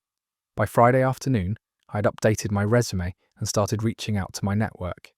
By the following Tuesday, I had 3 interviews scheduled. It turns out that Richard's assessment of my marketability was completely wrong. The campaigns I'd worked on had gotten attention in the industry, and several agencies had been hoping I'd become available. The interview process was eye-opening. Other agencies were impressed by the results I'd achieved and the client relationships I'd built. They asked detailed questions about my strategic approach and creative process, treating me like the professional I'd become, rather than the junior employee Richard still saw me as. 2 weeks after my confrontation with Richard, I had 3 job offers. All of them came with significant salary increases and actual senior-level titles. I chose an offer from a boutique agency that specialized in the same type of retail clients I'd been working with. They were excited about the experience I could bring and the client relationships I'd developed. I gave Richard my 2 weeks' notice on a Monday morning. He was completely shocked. "Hannah," he said, "I think you're making a huge mistake. You're not going to find a better situation than what you have here. Why don't you take a few days to think this through?" I told him I'd already accepted another position and would be finishing up my projects over the next 2 weeks. Richard's attitude shifted quickly from surprise to anger. "Fine," he said, "but don't expect me to give you a good reference, and good luck explaining to clients why you're abandoning them." I reminded him that I was providing 2 weeks' notice and would do everything possible to ensure smooth transitions for all my accounts. The next 2 weeks were interesting. As I was wrapping up projects and documenting client relationships, several clients asked me directly where I was going. When I told them about my new position, 3 of them expressed interest in potentially moving their business to my new agency. I didn't solicit this, they brought it up because they were concerned about maintaining the quality of service they'd received. I finished my last day at Richard's agency and started my new job the following Monday. The difference was incredible. My new boss actually valued my input, included me in strategic discussions, and gave me credit for my contributions. The work environment was collaborative rather than hierarchical, and I felt like a respected professional rather than a disposable employee. About 6 weeks after I left, I got a call from the retail client I'd been working with for over a year. They told me that the quality of their campaigns had declined significantly since I left, and they were considering ending their relationship with Richard's agency. They asked if I'd be interested in pitching for their business at my new company. I discussed it with my new boss, and we decided to submit a proposal. During the pitch meeting, the client was enthusiastic about continuing our working relationship and praised the strategic direction I developed for their brand. They signed with our agency immediately, bringing their substantial annual budget with them. 2 other clients followed within the next month. Word had gotten around that I was producing great results at my new agency, and companies that had been impressed with my previous work wanted to continue that relationship. Richard was losing clients and revenue while I was bringing new business to my new company. The final blow came when Richard called me directly, asking if I'd consider coming back. He offered me a senior position with a significant raise and promised that things would be different. I politely declined, explaining that I was happy in my new role and had no interest in returning. 6 months after I left, Richard's agency laid off 5 employees due to lost revenue. Several people reached out to tell me that morale was terrible and that Richard was blaming everyone except himself for the agency's problems. Meanwhile, I was thriving in my new role, working with great clients and earning significantly more money. The irony wasn't lost on me. Richard had spent years telling employees that they'd never find better opportunities elsewhere. But when I actually left, I discovered that better opportunities were exactly what the market had to offer. His threats had been based on his own insecurity rather than any realistic assessment of our worth. That story ends there. Richard spent so much time convincing his employees they were lucky to work for him that he forgot to actually make it worth staying. Hannah called his bluff and discovered that good work speaks for itself, no matter who tries to take credit. Sometimes the best revenge is just proving someone spectacularly wrong about your value. Let's move to our next story, which shows what happens when someone gets tired of their food being stolen. The roommate who stole my food. I lived in a shared house with 3 other people during my last year of college. Most of my roommates were pretty respectful about shared spaces and personal belongings, but there was this one guy, Jake, who seemed to think that anything in the refrigerator was fair game for everyone. It started small. I'd buy a pack of sandwich meat for the week, and by Wednesday, half of it would be gone. I'd pick up some leftover pizza from work, and the next morning it would have mysteriously disappeared. At first, I thought maybe I was misremembering how much food I'd actually brought home, but the pattern became too obvious to ignore. Jake was one of those people who always had an excuse ready. When I asked him about my missing food, he'd claim he thought it was something someone else had left for sharing, or he'd say he was really hungry and would pay me back later, which never actually happened. He'd also do this thing where he'd take just enough that it wasn't obvious at first glance, leaving me to discover the theft when I went to make my planned meal. The most frustrating part was that Jake never bought groceries for himself. He'd eat everyone else's food, but never contributed anything to the shared supply. When we talked about splitting grocery bills for common items like milk and bread, Jake would suddenly become very concerned about budgeting and suggest we all just buy our own food separately. I tried several approaches to solve the problem. I started labeling my food with my name, but that didn't stop Jake. I bought a mini fridge for my room, but that was expensive and took up too much space. I even tried talking to him directly about establishing some boundaries around personal food, but he just agreed to be more careful and then continued stealing as usual. The breaking point came when I was working on my senior thesis and had been surviving on basically no sleep for weeks. I'd bought ingredients for this specific meal I was craving, a comfort food that reminded me of home and that I was really looking forward to after a long day in the library. When I got home that evening, ready to cook my planned dinner, I discovered that Jake had eaten most of my ingredients. I was exhausted, hungry, and completely fed up with his selfish behaviour. That's when I decided to teach Jake a lesson he wouldn't forget.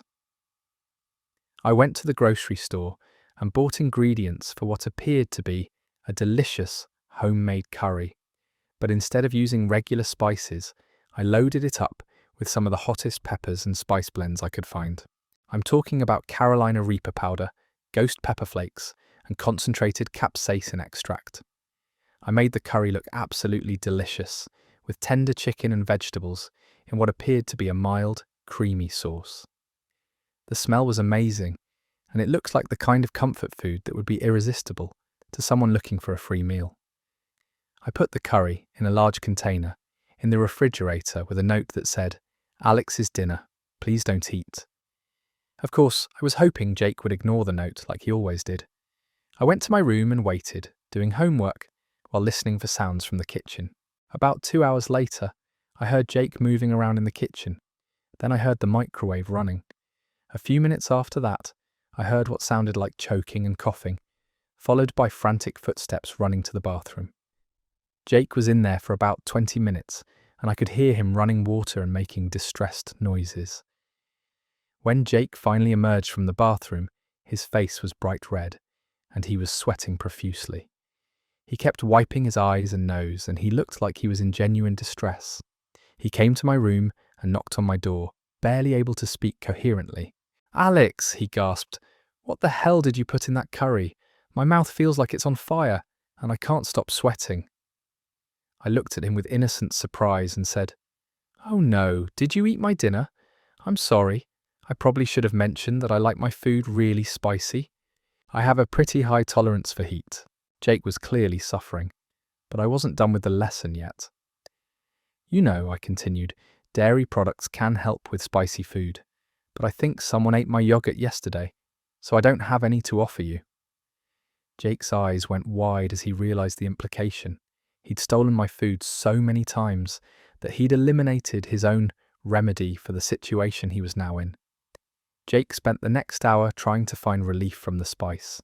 He drank milk, ate bread, even tried ice cream from the freezer, but nothing seemed to help much. He was miserable, and everyone in the house could hear him struggling with the aftermath of his poor decision. The best part was that Jake never said anything to our other roommates about what had happened. He couldn't complain about the spicy food without admitting that he'd stolen my dinner, so he just had to suffer in silence, while everyone wondered why he looked like he'd been crying. From that day forward, Jake never touched my food again. In fact, he started being overly respectful about everyone's personal items, always asking permission before using anything that wasn't clearly communal. He even started buying his own groceries and contributing to shared household supplies. The incident became legendary among our friend group. Word got around about Jake's spicy food experience, and people would joke about it whenever the topic of roommate boundaries came up. Jake learned that there are consequences for taking things that don't belong to you, especially when you mess with someone's food. I never had to make another weaponized curry, but I kept the spices just in case Jake forgot his lesson. The psychological effect was perfect. He never knew when something that looked innocent might be loaded with enough heat to ruin his entire evening. That story wraps up perfectly. Jake learned that free food sometimes comes with a price he wasn't willing to pay. Alex turned his own tolerance for spice into the perfect trap, and the beauty was that Jake couldn't even complain without admitting to theft. Sometimes, the most effective deterrent is just making the crime not worth committing. Our next story comes from someone who discovered that false accusations can destroy the accuser when the truth comes out. The cheater who lost more than my trust. I had been dating Trevor for about 8 months when I started noticing some changes in his behaviour. He was being secretive with his phone, staying out later than usual, and making excuses for why he couldn't hang out on certain nights. Classic signs that something was off, but I wanted to give him the benefit of the doubt. Trevor was a star player on our college soccer team and had a full athletics scholarship. Soccer was his entire life, and he was constantly talking about his dreams of playing professionally after graduation. He trained religiously, never missed practice, and was completely dedicated to maintaining his athletic performance and team standing. The weird behaviour continued for about a month before I decided to do some investigating. I wasn't proud of snooping, but something was clearly wrong, and Trevor kept deflecting whenever I tried to talk to him about the changes in our relationship. I started paying attention to his schedule and noticed that his mysterious absences always seemed to coincide with times when my roommate Jessica was also unavailable. Jessica and I had been friends since freshman year, and I'd never had any reason not to trust her. She knew all about my relationship with Trevor and had always been supportive and encouraging. She'd even helped me plan surprises for him and given me advice when we had minor disagreements. The idea that she might be involved in whatever Trevor was hiding seemed impossible, but the more I paid attention, the more suspicious the timing became. When Trevor said he had extra training sessions, Jessica would mention study groups that ran late. When Trevor claimed he was visiting family, Jessica would be mysteriously absent from our dorm. They were never gone at the same time, according to what they told me, but I started to suspect they were actually together. I decided to test my theory by telling Jessica that Trevor and I were planning to surprise her with dinner at her favourite restaurant on Friday night. If she was seeing Trevor secretly, this would create a conflict in their plans. Sure enough, Jessica suddenly remembered that she had a big exam coming up and wouldn't be able to join us for dinner. That Friday, instead of going to dinner with Trevor like I'd told Jessica, I followed him when he left his dorm. He drove to an apartment complex off campus and went into a building where I knew Jessica had been spending time with some friends from her sorority. I waited outside for 2 hours, and when they finally emerged together, there was no question about what was happening.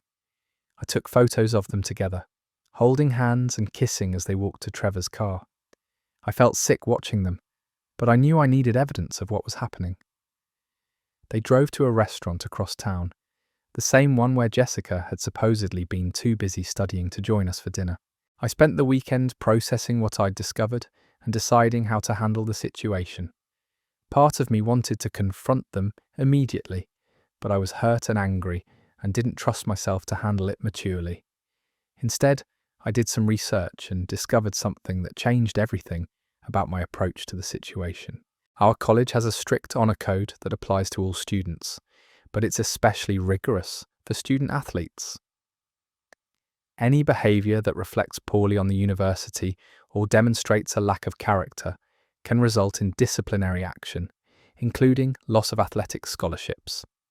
The honor code specifically mentions dishonesty and betrayal of trust as violations that can have serious academic consequences.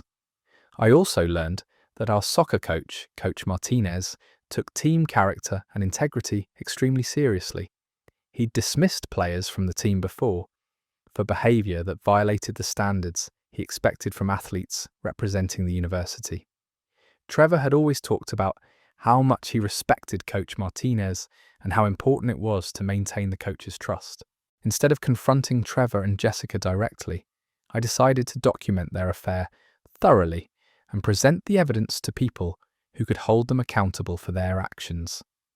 I spent the next week gathering more proof, following them to different locations, taking photos of their public displays of affection, and documenting the lies they were telling me about their whereabouts.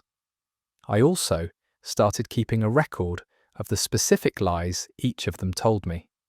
When Trevor claimed he was at practice, I'd verify with other team members that practice had been cancelled. When Jessica said she was at the library, I'd check and find her car parked at Trevor's dorm. The pattern of deception was extensive and well documented. After I had enough evidence to prove the affair conclusively, I scheduled separate meetings with Coach Martinez and with the Dean of Students. I presented them with all my documentation, explaining how Trevor and Jessica had been systematically lying and betraying my trust while violating the university's honor code standards. Coach Martinez was not happy when I showed him the evidence. He told me that team members were expected to demonstrate integrity in all aspects of their lives, not just on the soccer field. The fact that Trevor had been carrying on a secret affair while lying to his girlfriend, showed a pattern of dishonesty that reflected poorly on the team and the athletic program. Within 24 hours, Trevor was dismissed from the soccer team and lost his full athletic scholarship. The Dean of Students initiated disciplinary proceedings that resulted in both Trevor and Jessica being placed on academic probation. Trevor's dreams of playing professional soccer were essentially over, and Jessica faced potential suspension from her sorority for violating their sisterhood standards. The ripple effects were immediate and devastating for both of them. Trevor had to scramble to find alternative funding for his education, since his scholarship covered everything. Jessica's reputation in our social circle was completely destroyed when word got out about the affair. Several mutual friends cut contact with both of them after learning how they'd betrayed someone who had trusted them completely. Trevor lost more than just a girlfriend. He lost his entire future in athletics and had to rebuild his life from scratch. That story is finished. Emily played the long game perfectly and let Trevor's own actions destroy his future. Sometimes the best revenge isn't personal payback, but letting people face the natural consequences of their character flaws. When someone shows you who they really are, make sure the right people get to see it too. Here's the next story. My professor called me useless, and I made sure he never forgot it. This happened about 8 years ago when I was a senior in college, and I still think about it sometimes when I need a confidence boost. I was a psychology major at a pretty prestigious university, and I had this one professor, Dr. Richardson, who taught advanced research methods. From day one, this guy had it out for me. I don't know if it was because I was one of the few students who actually challenged his outdated theories during class discussions, or if he just didn't like that I wasn't intimidated by his reputation. But he made my life miserable. He'd single me out during lectures, make condescending comments about my questions, and generally treated me like I was wasting his time. The breaking point came during my final presentation. I'd spent weeks working on this research proposal about social media's impact on teenage anxiety. I knew the material, inside and out, had solid methodology, and was genuinely excited to present my findings. About 5 minutes into my presentation, Dr. Richardson interrupted me. "Stop," he said, loud enough for the entire lecture hall to hear. "This is exactly what I'm talking about when I say some students just don't belong in advanced courses." The room went dead silent.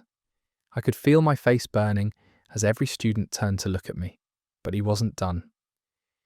"This research is amateur at best, your methodology is flawed, and frankly, you're wasting everyone's time with this useless drivel. Perhaps you should consider switching majors to something more suited to your capabilities."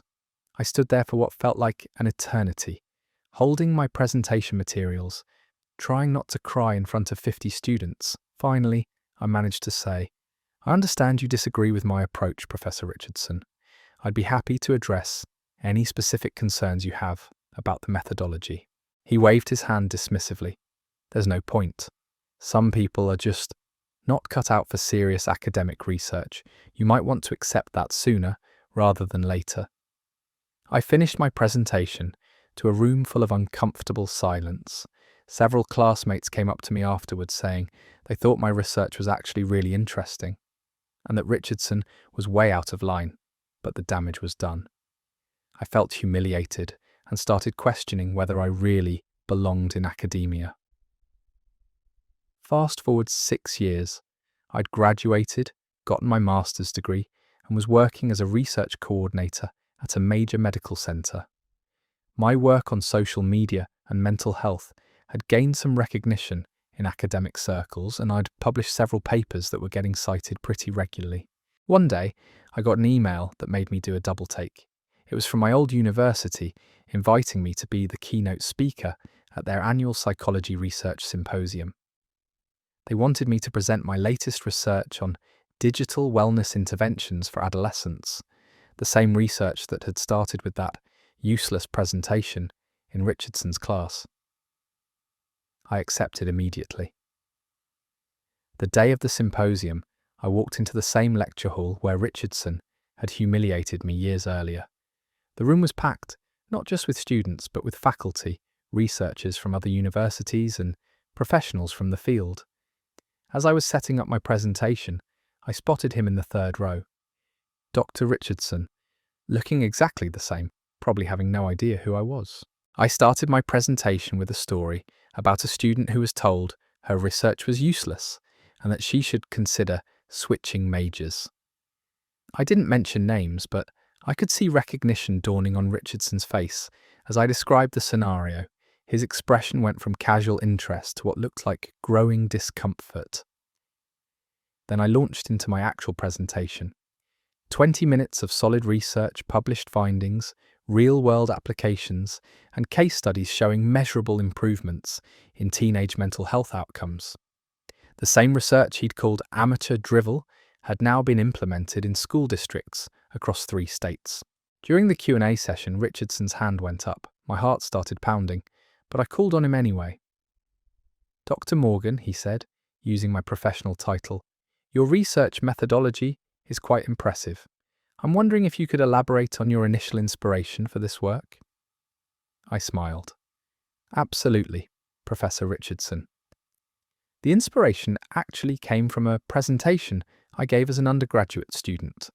At the time, I was told the research was useless and that I should consider switching majors. I'm grateful for that feedback, actually, because it taught me that sometimes the most valuable research comes from perspectives that challenge conventional thinking." The room was silent for a beat, then erupted in applause. Richardson's face went through about 5 different shades of red. After my presentation, as people were filing out, Richardson approached me. He looked like he was trying to figure out whether to apologize or pretend nothing had happened. "Nadia," he said quietly, "I remember that presentation now. I may have been overly harsh in my feedback." I looked at him for a moment. "Professor Richardson, that day you called my work useless in front of 50 students nearly made me quit academia entirely. But instead, it motivated me to prove you wrong. So in a way, thank you. Your belief that I wasn't cut out for serious research pushed me to become better at it than I ever would have otherwise." He stood there looking uncomfortable while I packed up my materials. As I was leaving, I heard him telling another faculty member, "You know, I always knew she had potential." The best part? 3 months later, I got another email from the university. They were offering me a position as an adjunct professor in their psychology department, teaching advanced research methods. I declined, but I kept the email. Sometimes, the best revenge is just being undeniably successful at the thing someone told you you'd never be good at. That story hits different because we've all had that teacher or boss who made us feel small. But Nadia turned that moment of humiliation into fuel for her success. The fact that Richardson tried to take credit for her potential at the end is just the cherry on top of the revenge sundae. Sometimes, the best way to handle someone who underestimates you is to exceed every expectation they never had. Moving on to our next story, and this one involves a neighbour who clearly never learned about property boundaries. My neighbour thought my front yard was his personal parking spot, so I gave his car a daily shower it would never forget. I live in a neighbourhood where parking can be a bit tight, but everyone generally respects property lines and finds spots on the street. Everyone except my neighbour Dave, apparently. It started about 3 months after Dave moved in next door. I noticed his beat-up sedan parked on my front lawn one morning when I was leaving for work. Not partially on my lawn, mind you, but fully on my grass, leaving tyre tracks in what used to be a nice patch of green. I figured it was a one-time thing. Maybe he was having work done on his driveway or something. But when I got home that evening, the car was still there, and Dave was out front washing it on my lawn using my outdoor faucet. I walked over and introduced myself, keeping things friendly. "Hey, I'm Oliver. I think there might be some confusion about property lines here." Dave looked up from his car, soap suds dripping from the sponge in his hand. "Oh, hey, neighbour. Yeah, I figured you wouldn't mind. It's easier to wash the car here since your faucet's right there, and this spot's got better shade than my driveway. I blinked a few times, trying to process the sheer audacity. Well, actually, I do mind. This is my front yard and you're killing my grass. There's plenty of street parking available. Dave shrugged. Street parking's a pain. I have to walk like an extra 30 feet to my front door. This spot's way more convenient. For you, maybe, but it's my property. He waved his hand dismissively. Come on, man, don't be one of those neighbours. It's just grass. It'll grow back. I took a deep breath, trying to stay calm. Dave, I need you to move your car off my lawn, today. He finished rinsing his car before responding. Look, I'll try to find somewhere else when I can, but I can't make any promises. Parking's tough around here. The car stayed put. For the next 2 weeks, every single day, Dave parked his car on my front lawn. My grass was getting destroyed. I had permanent tyre ruts, and frankly, it looked terrible. My other neighbours started giving me sympathetic looks and asking if I needed help dealing with the situation. I tried talking to Dave 2 more times. The first time, he said he was looking into other options. The second time, he told me I was being unreasonable and that good neighbours help each other out. That's when I decided to get creative. I did some research on my city's water usage regulations and found out that automatic sprinkler systems were not only allowed, but encouraged for water conservation purposes. I also learned that there were no restrictions on what time of day you could water your lawn, as long as you weren't violating any noise ordinances. I spent a weekend installing a sprinkler system focused specifically on the area where Dave liked to park. Not just any sprinkler system, mind you, but one with multiple heads that provided thorough, even coverage. I set it on a timer to go off every morning at exactly 6:30 a.m, right around the time Dave usually left for work. Monday morning, I was having my coffee when I heard Dave's car door slam, followed immediately by a string of expletives that would make a sailor blush. I looked out my kitchen window to see Dave standing next to his car, absolutely soaked, while my sprinklers continued their methodical watering of my lawn. His car was dripping wet, and he was frantically trying to dry off his work clothes with a towel he'd grabbed from his back seat. He looked around wildly until he spotted me through the window and started marching toward my front door. I opened it before he could knock. What the hell, Oliver? Your sprinklers just drenched me and my car. I sipped my coffee thoughtfully. Oh, that's weird. They're supposed to water my lawn. I guess your car just happened to be in the watering zone. Turn them off. Can't do that, Dave. They're on a timer system for optimal water conservation. The city actually encourages residents to water their lawns regularly to maintain property values and neighbourhood aesthetics. Dave's face was turning red, whether from anger or embarrassment, I couldn't tell. This is ridiculous. You did this on purpose. I installed a sprinkler system to water my lawn, which is what sprinkler systems are for. Where you choose to park your car is entirely up to you. You can't just soak people's cars. I gestured to the street, where several perfectly good parking spots were available. Dave, there's a simple solution here. My sprinklers water my lawn every morning at 6:30. If you don't want your car to get watered, you probably shouldn't park it on my lawn. He stood there sputtering for a moment before stomping back to his soggy car. The next morning, same thing. 6:30 a.m, sprinklers on, Dave getting an unwanted shower. This time he was ready with an umbrella, but the sprinklers I'd installed had pretty good range and water pressure. He still got soaked. By Wednesday, Dave had started setting his alarm earlier to move his car before the sprinklers came on. But then he'd just move it right back to my lawn afterward, and the sprinklers were set to run for 15 minutes every 2 hours during daylight hours. You know, for optimal lawn health. Thursday morning, I watched Dave get drenched 3 separate times as he kept trying to time his approach to the car between sprinkler cycles. He finally gave up and left his car on the street. Friday, he parked on the street from the get-go. The following Monday, I saw Dave pull into his own driveway instead of onto my lawn. He caught me getting my mail and walked over. Okay, you win. I'll park on the street or in my own driveway. I smiled. That's great, Dave. I'm sure my grass will appreciate not being driven on anymore. He paused, then asked, Are you going to keep running those sprinklers? Of course. My lawn needs regular watering to recover from all those tyre tracks. Should take a few months of consistent care to get it back to full health. Dave's face went through a series of expressions as he realised the sprinklers weren't going anywhere anytime soon. Right, well, I guess I'll just make sure to park somewhere else then. Sounds like a plan. That was 6 months ago. Dave parks on the street now, and my lawn has never looked better. The sprinklers are still running on schedule, and my water bill actually went down because the system is so much more efficient than hand watering. Sometimes, the best solution to someone taking advantage of your property is to make your property less convenient to take advantage of. That story is pure genius because Oliver didn't break any rules or do anything technically wrong. He just made the consequences of Dave's behaviour so inconvenient that change became inevitable.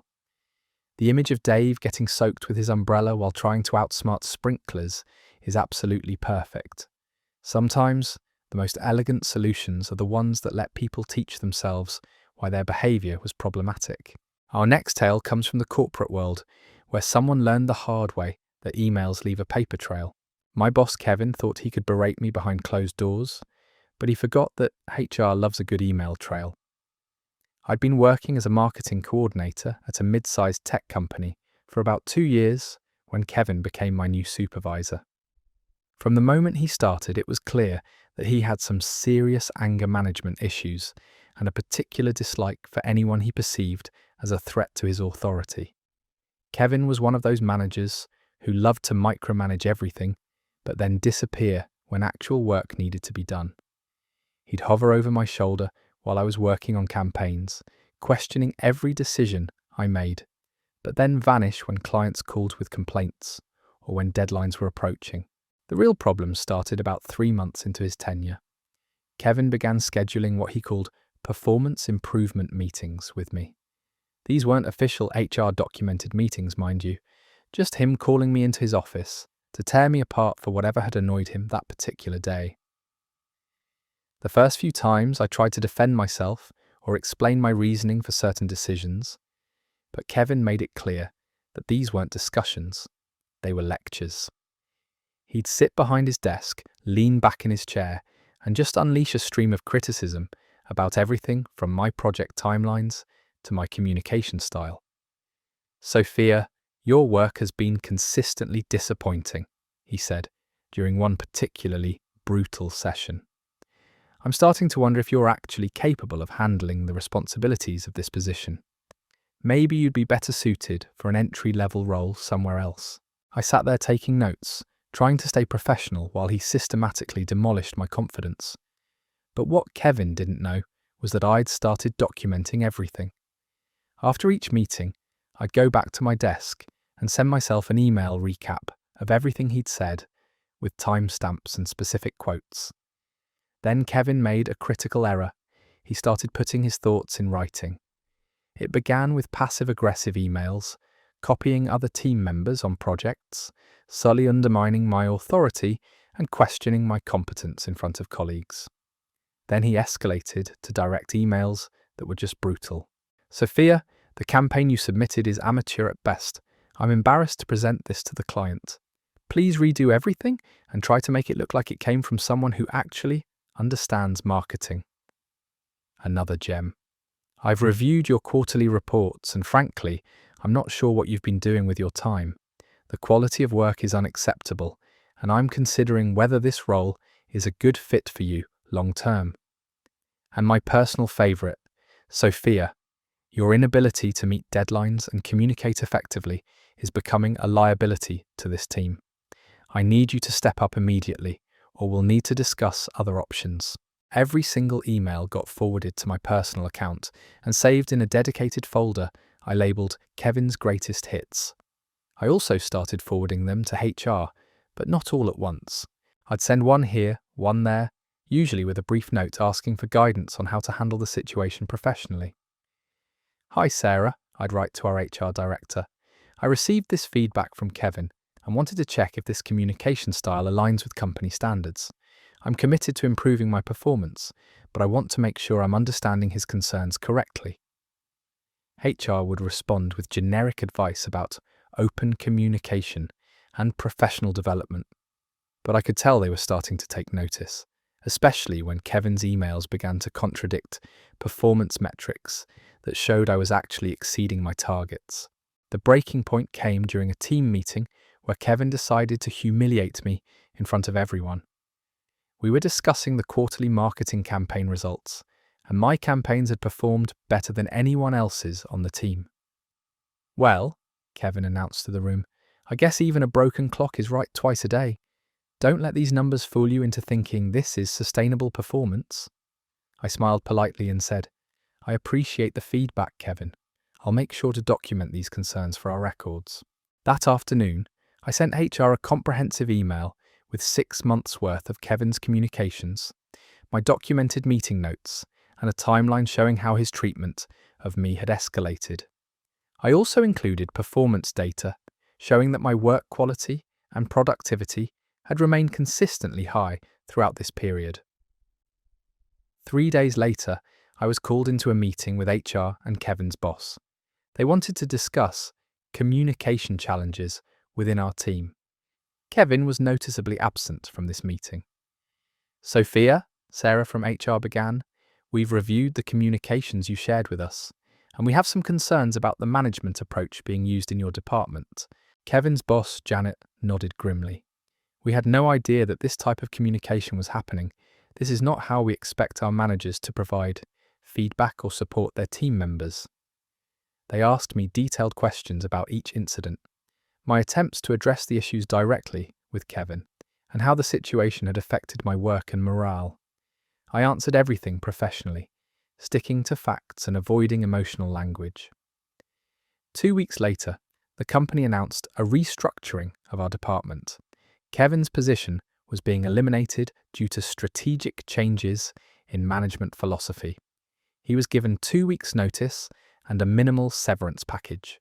Kevin's replacement was hired from outside the company, and in our first one-on-one meeting, she showed me printouts of all my performance metrics from the previous year. "Sophia, I've been reviewing your work history, and I have to ask, why weren't you promoted months ago? Your performance has been exceptional." Within 6 months, I was promoted to Senior Marketing Coordinator with a significant raise. Kevin, according to LinkedIn, spent 8 months unemployed before landing a much lower level position at a smaller company. The best part? During my exit interview, when I eventually left for an even better opportunity, HR specifically mentioned that my documentation and professional handling of the Kevin situation had led to company-wide improvements in management training and communication policies. Sometimes the best revenge is just giving someone enough rope to hang themselves, especially when they're thoughtful enough to document the process in writing. Kevin learned the hard way that being awful to your employees in writing is essentially building your own termination case. The fact that Sophia got promoted while Kevin spent months unemployed is just perfect karma. There's something beautiful about watching someone's own words become the evidence that ends their career. Speaking of people who underestimated the power of preparation, let's talk about roommates and food theft. My roommate thought my groceries were community property, so I introduced him to the spiciest pizza known to mankind. I was living with this guy Jake during my last year of college, and for the first few months, everything seemed fine. We split utilities, kept common areas clean, and generally stayed out of each other's way. Then Jake discovered that I keep good food in the fridge. It started small. I'd come home and noticed that my leftover Chinese food was missing a few bites, or my bag of chips was lighter than I remembered leaving it. At first, I thought maybe I was just forgetting how much I'd eaten, but then it became impossible to ignore. Entire meals would disappear. The expensive organic yogurt I'd bought for breakfast would be gone by evening. My carefully portioned meal prep for the week would vanish over a single weekend. Jake would just shrug when I asked about it and say something like, "Oh, was that yours? I thought it was old food that needed to be eaten." The breaking point came when I spent $40 on ingredients to make a special dinner for a girl I was trying to impress. I'd bought high-quality steaks, fresh vegetables, and even splurged on a decent bottle of wine. I was planning to cook everything that evening when she came over. I got home from classes to find Jake in the kitchen, finishing off one of my steaks with my vegetables on the side. The wine bottle was open on the counter, half empty. "Hey man," he said casually, cutting another piece of steak. "Hope you don't mind, I pay you back or whatever." I stood there and was starving, and this looked really good. I'll shock. "Jake, that was for a date tonight. I spent $40 on that food." He waved his fork dismissively. "Come on, don't be so uptight about food. We're roommates. Sharing is caring, right?" "You've been sharing my food for months without asking. This isn't sharing, it's stealing." "Stealing?" Jake laughed. "Dude, it's just food. I'll get you back eventually." That was 3 months ago, and Jake had never gotten me back for anything. I had to call my date and cancel because I literally had nothing to cook for dinner. The next day, I decided to conduct an experiment. I started keeping a detailed inventory of everything I put in the fridge and pantry. Within a week, I'd documented over $60 worth of food that had mysteriously disappeared. Jake's usual response when confronted was either denial or his classic "I'll pay you back" promise that never materialized. So I decided to give Jake exactly what he was asking for, a free meal he'd never forget. I spent some time researching the spiciest foods available for delivery in our area. I'm talking ghost pepper levels of heat, the kind of spice that comes with legal waivers at restaurants. I found this place called Inferno Pizza that specialized in challenge-level spicy food. Their Devil's Revenge pizza was made with ghost peppers, Carolina Reapers, and something called Satan's Sweat sauce. The menu description literally said, "Not recommended for human consumption. Eat at your own risk." Perfect. I ordered the largest Devil's Revenge pizza they made, plus an order of their Hellfire wings that came with a side of milk and a warning label. The delivery guy actually made me sign a waiver acknowledging that I understood the food was extremely spicy and that the restaurant wasn't liable for any consequences. I set the pizza boxes on the kitchen counter and went to my room to wait. I'd also ordered myself some normal Chinese food that I kept hidden in my room because I'm not completely insane. About 2 hours later, I heard Jake come home from his evening class. I listened through my door as he moved around the kitchen, probably looking for something to eat.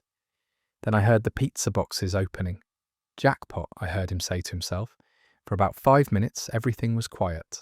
Then I started hearing what sounded like coughing, then more coughing, then what could only be described as panicked gasping. I heard the refrigerator door slam open, followed by the sound of Jake chugging what I assumed was milk directly from the carton. More coughing, some colourful language I won't repeat, and then the unmistakable sound of someone running water in the kitchen sink. This went on for about 10 minutes before Jake started knocking on my door. Jack, open up! What the hell was in that pizza?" I opened the door to find Jake with tears streaming down his face, his mouth hanging open, breathing rapidly like a dog. "Oh, hey Jake, how was that pizza? Good?" "Oh, dude," he gasped between breaths, "that pizza is trying to kill me. What kind of psychopath orders food like that?" I shrugged.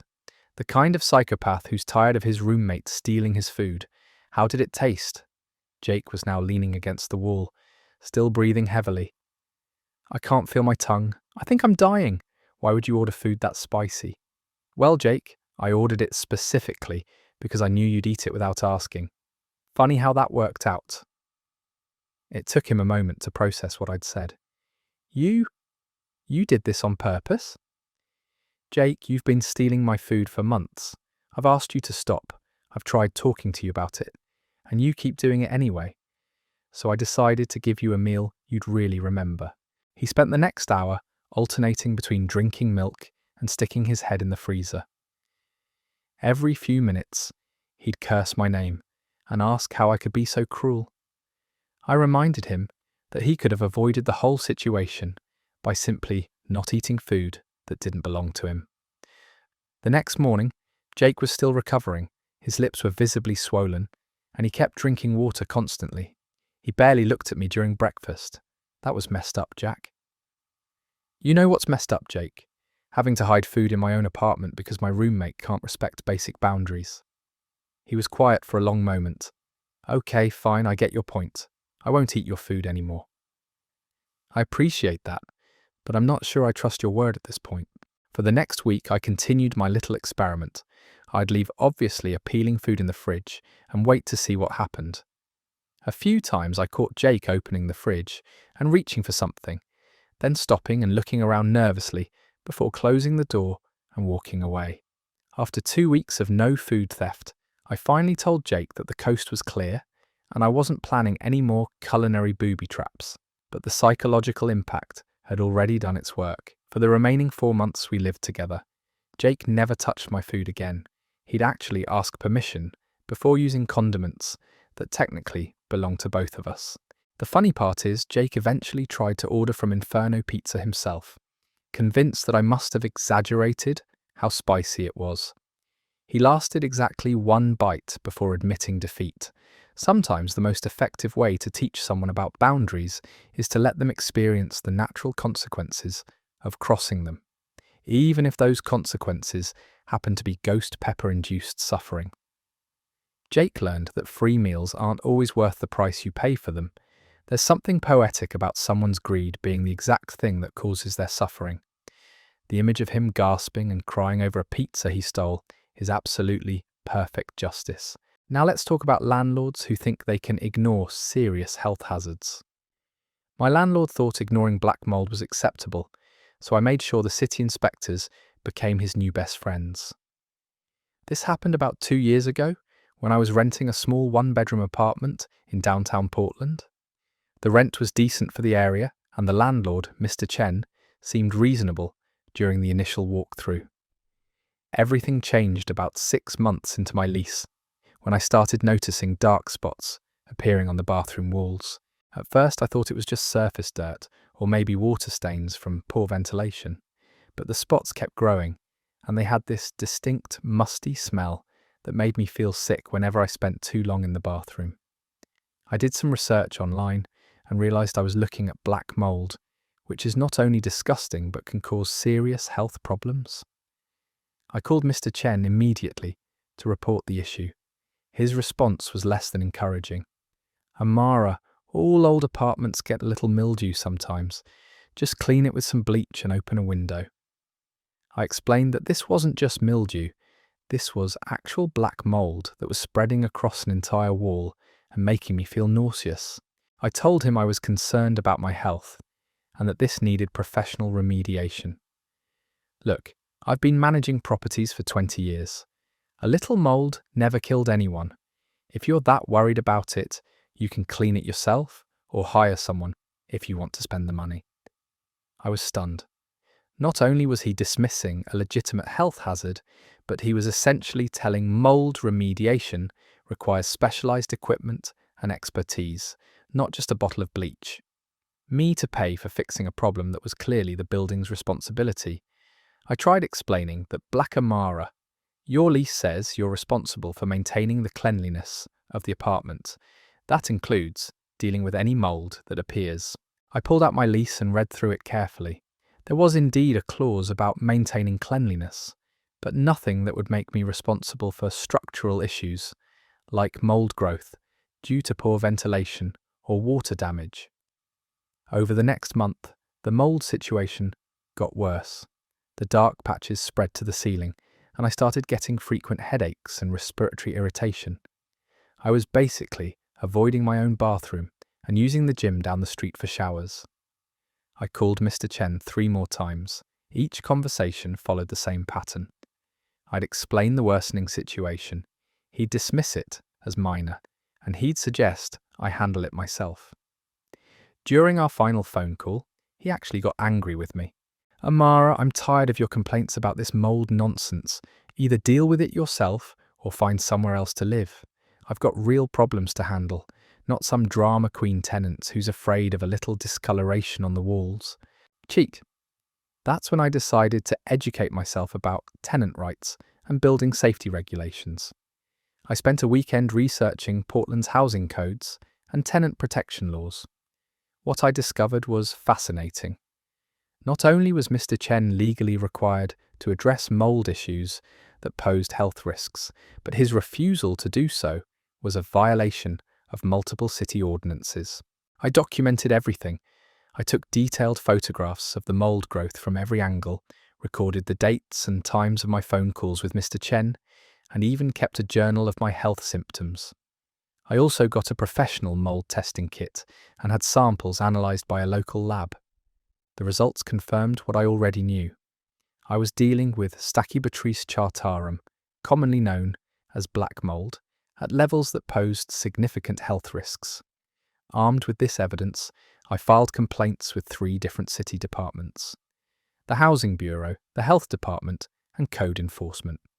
I submitted my photographs, lab results, documentation of Mr. Chen's refusal to address the issue, and a detailed timeline of how the problem had worsened over months. The response was swift and thorough. Within a week, I had inspectors from all 3 departments visiting my apartment.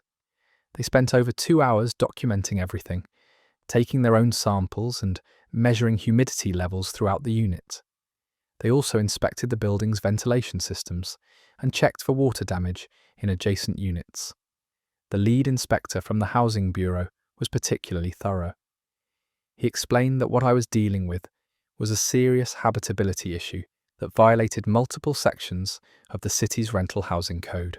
This level of mold growth indicates systemic moisture problems that require immediate professional remediation, he told me while taking photographs. Your landlord's suggestion to clean this with household bleach is not only inadequate, it's actually dangerous. 2 days later, Mr. Chen received official notices from all 3 departments. The violations included failure to maintain habitable conditions, failure to address health hazards in a timely manner, and improper building ventilation. He was given 7 days to begin professional mold remediation or face daily fines of $500 per violation. Mr. Chen called me that evening, and his tone was completely different from our previous conversations. Amara, I got some letters from the city today. I didn't realise the mold situation was this serious. I've already contacted a remediation company to come out next week. I almost laughed at how quickly his attitude had changed. I'm glad you're taking this seriously now, Mr. Chen. I tried to explain the severity of the situation multiple times. Yeah, well, the city seems to think it's a big deal. They're talking about daily fines until it's fixed. This is going to cost me thousands of dollars. It would have cost you a lot less if you'd addressed it when I first reported it months ago. The remediation process took 3 weeks and required me to temporarily relocate while they tore out contaminated drywall, treated the entire bathroom, and installed proper ventilation systems. Mr. Chen had to pay for my hotel expenses during this time, as required by the city's tenant displacement ordinances. But the story doesn't end there. During the remediation process, the workers discovered that the mold problem extended far beyond my apartment. The building had systemic moisture issues affecting multiple units. The city expanded their investigation and found violations throughout the property. Mr. Chen ended up facing over $50,000 in fines and remediation costs. He also had to relocate 4 other tenants while their units were being repaired. The financial strain was apparently too much for him to handle. 6 months later, I received notice that the building had been sold to a new management company. Mr. Chen had been forced to sell the property to cover his mounting fines and repair costs. The new owners completed all the necessary repairs, installed modern ventilation systems throughout the building, and actually reduced everyone's rent by $50 a month as an apology for the previous management's negligence. I stayed in that apartment for another year before moving to a bigger place. The bathroom never had another speck of mold, and my quality improved. Sometimes the best way to deal health issues cleared up completely once they aired them that housing laws exist for a reason, and government with a negligent landlord is to remind agencies take those laws very seriously. Mr. Chen learned that ignoring tenant health concerns can be far more expensive than addressing them promptly. The fact that he lost his entire building over a mold problem he could have fixed for a few $1,000s is the perfect example of penny-wise, pound-foolish decision-making. When landlords think they can just dismiss legitimate safety issues, sometimes it takes the full weight of city government to remind them who's actually in charge of maintaining habitable housing. Now let's move on to a story about public humiliation and the art of the perfect comeback. My ex tried to embarrass me at a wedding, but I turned her roast into my toast to success. This happened at my college friend Marcus's wedding about 3 years ago. It was one of those big celebrations where everyone from our friend group was invited, including my ex-girlfriend Rachel, who I dated for 2 years before we broke up pretty messily about 6 months prior to the wedding. Rachel and I had ended things because she'd been cheating with some guy from her yoga class, but she somehow managed to spin the narrative in our friend group to make it sound like I was the problem. She told people I was controlling and unsupportive of her goals, which was complete nonsense, but some people believed her version of events. At the wedding reception, there was an open mic during dinner where friends could give toasts to the happy couple. Several people got up and shared sweet stories about Marcus and his new wife. Everything was going great until Rachel decided it was her turn to speak. She walked up to the microphone with this confident smile that I immediately recognized as trouble. She started off normally enough, talking about how happy she was for Marcus and how beautiful the wedding was. But then she took a turn. "You know," Rachel said, looking directly at me, "being here tonight really makes me appreciate and growth as a person. I could the importance of finding someone who truly supports your dreams feel people at nearby tables starting to turn and look between Rachel and me." Marcus looked confused from the head table. I think we've all been in relationships where someone tried to hold us back or make us feel small for wanting to pursue our passions. It's so important to recognize when someone isn't right for you and have the courage to move on to something better. She was still looking right at me while saying this, and it was becoming obvious to everyone that this wasn't really a toast to the married couple. She was using their special day to take shots at me in front of all our mutual friends. So here's to Marcus and Jenny for finding real love and real support in each other, and for showing us all what it looks like when two people actually lift each other up instead of tearing each other down. She raised her glass and sat down to polite but confused applause. I could see people whispering to each other and glancing in my direction. Marcus looked mortified that his wedding toast had turned into relationship drama. I had two choices: let Rachel's passive-aggressive attack stand unchallenged, or respond in a way that wouldn't ruin my friend's wedding, but would set the record straight. I got up and walked to the microphone. "Thank you, Rachel.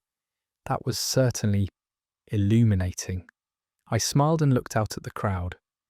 I'd also like to say something about Marcus and Jenny, because their relationship really is inspiring.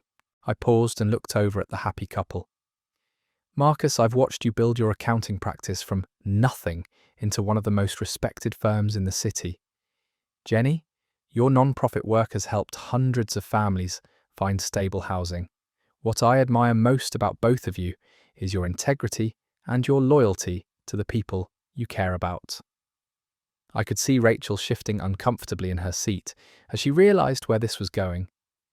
"You know, over the years I've learned that the most important qualities in any relationship are honesty, commitment, and actually showing up for each other when things get tough. Some people talk about supporting their partner's dreams, but then they go behind their back and undermine the foundation of trust that makes love possible." The room was dead silent now.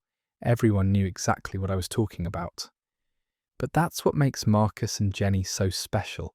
They've shown all of us what it looks like when two people choose to be faithful to each other, to be honest about their feelings, and to build something real together instead of looking for something better on the side. I raised my glass. So here's to Marcus and Jenny for showing us that real love isn't about finding someone perfect. It's about choosing to be trustworthy and loyal to the person who's chosen to trust you with their heart. The applause was immediate and enthusiastic. People were standing up, cheering, and I could see several friends nodding approvingly in my direction. Marcus was beaming and mouthing, thank you from the head table. Rachel, on the other hand, looked like she wanted to disappear. She'd tried to publicly embarrass me by painting me as an unsupportive ex-boyfriend, and I'd responded by subtly but clearly exposing her as a cheater without ever saying the word directly. After I sat down, several friends came over to congratulate me on the speech. One of them, David, patted me on the back and said, "Dude, that was masterful. Everyone knew exactly what you were talking about, but you kept it classy." Rachel left the reception early without saying goodbye to anyone. I heard later from mutual friends that several people had approached her after my speech to ask pointed questions about what had really happened between us. Apparently, the truth about her cheating came out that night, and her victim narrative fell apart completely. Marcus pulled me aside before I left and thanked me for handling the situation with class. "Carter, I'm sorry Rachel put you in that position. Your response was perfect. You defended yourself without ruining our wedding." The funny thing is, Rachel's attempt to humiliate me actually backfired and improved my reputation within our friend group. People saw how I handled her attack with grace and dignity, and it became clear who had really been the problem in our relationship. 6 months later, I heard that Rachel had moved to a different city, partly because things had become uncomfortable for her socially after the wedding incident. Meanwhile, several people from that wedding have since told me it was one of the best toasts they'd ever heard. Sometimes the best response to someone trying to drag you down publicly is to take the high road while making sure everyone understands exactly what kind of person they're dealing with. That response was absolutely surgical. Rachel thought she could use someone else's wedding to rewrite history and make herself look like the victim, but Carter turned her own weapon against her without even raising his voice. The way he exposed her cheating without explicitly saying it was pure artistry.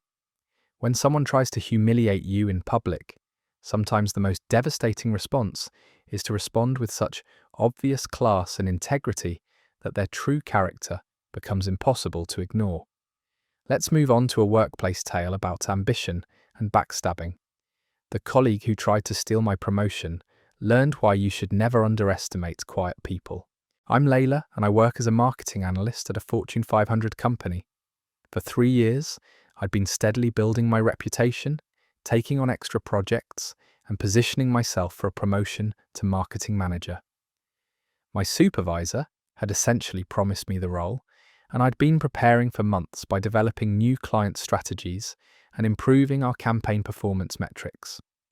What I didn't know was that my colleague Jessica had been working behind the scenes to position herself for the same promotion. Jessica was one of those people who was great at office politics but mediocre at actual work. She was charming in meetings, always knew the right thing to say to upper management, and had a talent for taking credit for team successes while distancing herself from any failures. I first got suspicious when Jessica started showing unusual interest in my projects. She'd drop by my desk, asking detailed questions about campaigns I was running, my client relationships, and strategic approaches I was developing. At first, I thought she was just being collaborative, so I shared information freely. Then I started noticing that ideas I discussed with Jessica would somehow make their way into her presentations to management.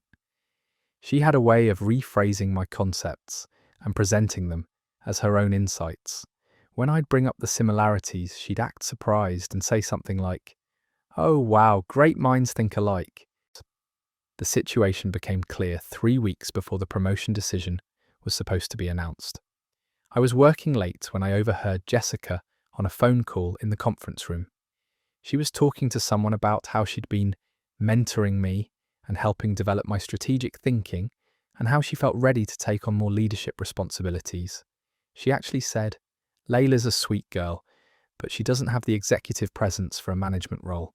I've been basically holding her hand through most of her major projects." I was furious, but decided not to confront her directly. Instead, I started documenting everything.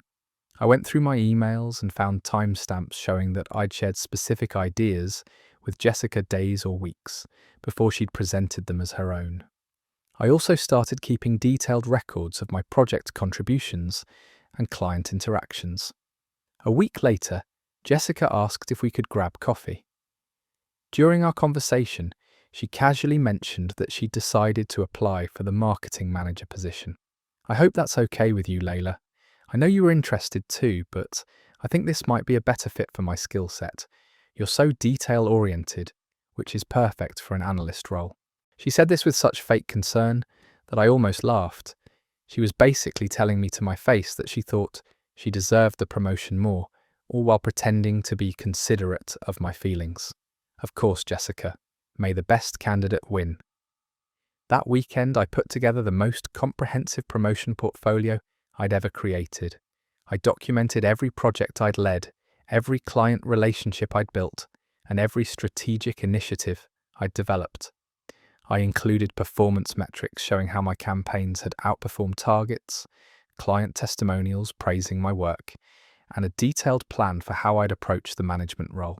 But I also did something else. I created a timeline showing how certain ideas had originated in my work and communications, then appeared in Jessica's presentations to management. I didn't present this as an accusation of plagiarism, just as evidence of my thought leadership and strategic development within the team. The promotion interviews were scheduled for the following Thursday. I went first and presented my portfolio professionally, focusing on results and future vision. I mentioned my collaborative approach and how I'd enjoyed sharing ideas and mentoring colleagues, including helping some team members develop their strategic thinking skills. Later that day, I heard through the office grapevine that Jessica's interview hadn't gone as smoothly. Apparently, when asked about specific strategies she presented to management, she'd struggled to explain the reasoning behind them or answer detailed follow-up questions. Friday morning, our director called me into her office.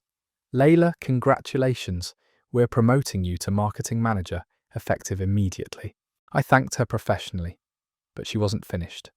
"I have to say, your portfolio was impressive, but what really stood out was your leadership potential. It's clear that you've been instrumental in developing some of the strategic thinking we've seen from your team. We need someone who can generate original ideas and help elevate others." She paused meaningfully. "We also value integrity and authenticity in our leadership team." The implications were clear. They'd figured out Jessica's game. Monday morning, Jessica was reassigned to a different team. Officially, it was described as a lateral move to give her broader experience across the organization. Unofficially, everyone knew she'd been demoted and removed from the marketing department. The best part came 2 weeks later when the new team structure was announced. Jessica's new role would be reporting to the marketing manager position, which meant she was now working under my supervision. Our first one-on-one meeting was awkward but professional. Jessica was clearly bitter, but trying to maintain appearances. "Congratulations on the promotion, Layla. I hope there are no hard feelings about the whole situation." I smiled. "Of course not, Jessica. I'm looking forward to working together. I think you have a lot to learn about strategic development, and I'm happy to provide mentorship as needed." The irony wasn't lost on either of us. She tried to position herself as my mentor while stealing my ideas, and now she was literally working under me while I offered to actually mentor her. 6 months later, Jessica transferred to a different company. I heard she told people she was leaving for better growth opportunities, but several colleagues mentioned that she seemed frustrated with her reduced responsibilities and oversight. Meanwhile, my team's performance has improved significantly since I took over as manager. It turns out that when you promote someone based on actual merit instead of office politics, they tend to succeed in the role. Sometimes the best revenge against someone who tries to steal your success is to let your work speak for itself, while their borrowed ideas fall apart under scrutiny.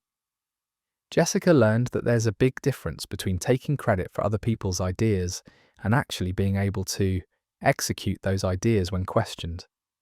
The poetic justice of her ending up as Layla's subordinate is absolutely perfect. When you try to climb the corporate ladder by stepping on other people, sometimes you end up falling further than where you started. Our next story takes us to the wonderful world of neighbour disputes and noise ordinances. My neighbour thought his music collection needed to be shared with the entire street at 3 a.m, so I introduced him to the power of noise ordinances. Ben here, and I live in a quiet residential neighbourhood where most people understand the concept of common courtesy. Most people, except for my neighbour Derek, who apparently believed that his musical taste was so exceptional that everyone within a 4-block radius needed to hear them. Derek moved in next door about 8 months ago, and for the first few weeks, everything seemed normal. He kept to himself, maintained his yard reasonably well, and gave the occasional polite wave when we crossed paths. Then he discovered his sound system. It started on a Friday night around 11 p.m, with what sounded like death metal being played at concert volume. I figured it was a one-time thing, maybe he was having a party or celebrating something.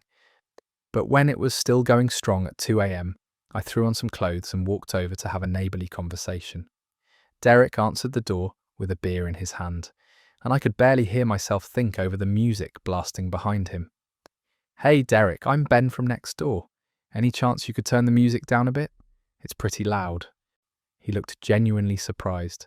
"Oh, this bothers you? I thought everyone would appreciate some good music. This is classic Metallica, man." "I'm sure it's great music, Derek, but it's after midnight, and people are trying to sleep." "Sleep is overrated," he laughed, taking another sip of his beer. "Life's too short not to rock out when the mood strikes." I tried to stay diplomatic. "I get that, but maybe we could find a compromise, like keeping it down after 10 p.m. on weeknights?" Derek shrugged. "I'll try to remember, but I can't make any promises. When inspiration hits, you gotta go with it." The music continued until nearly 4 a.m. that night. The next weekend, same thing. Then it started happening on weeknights too.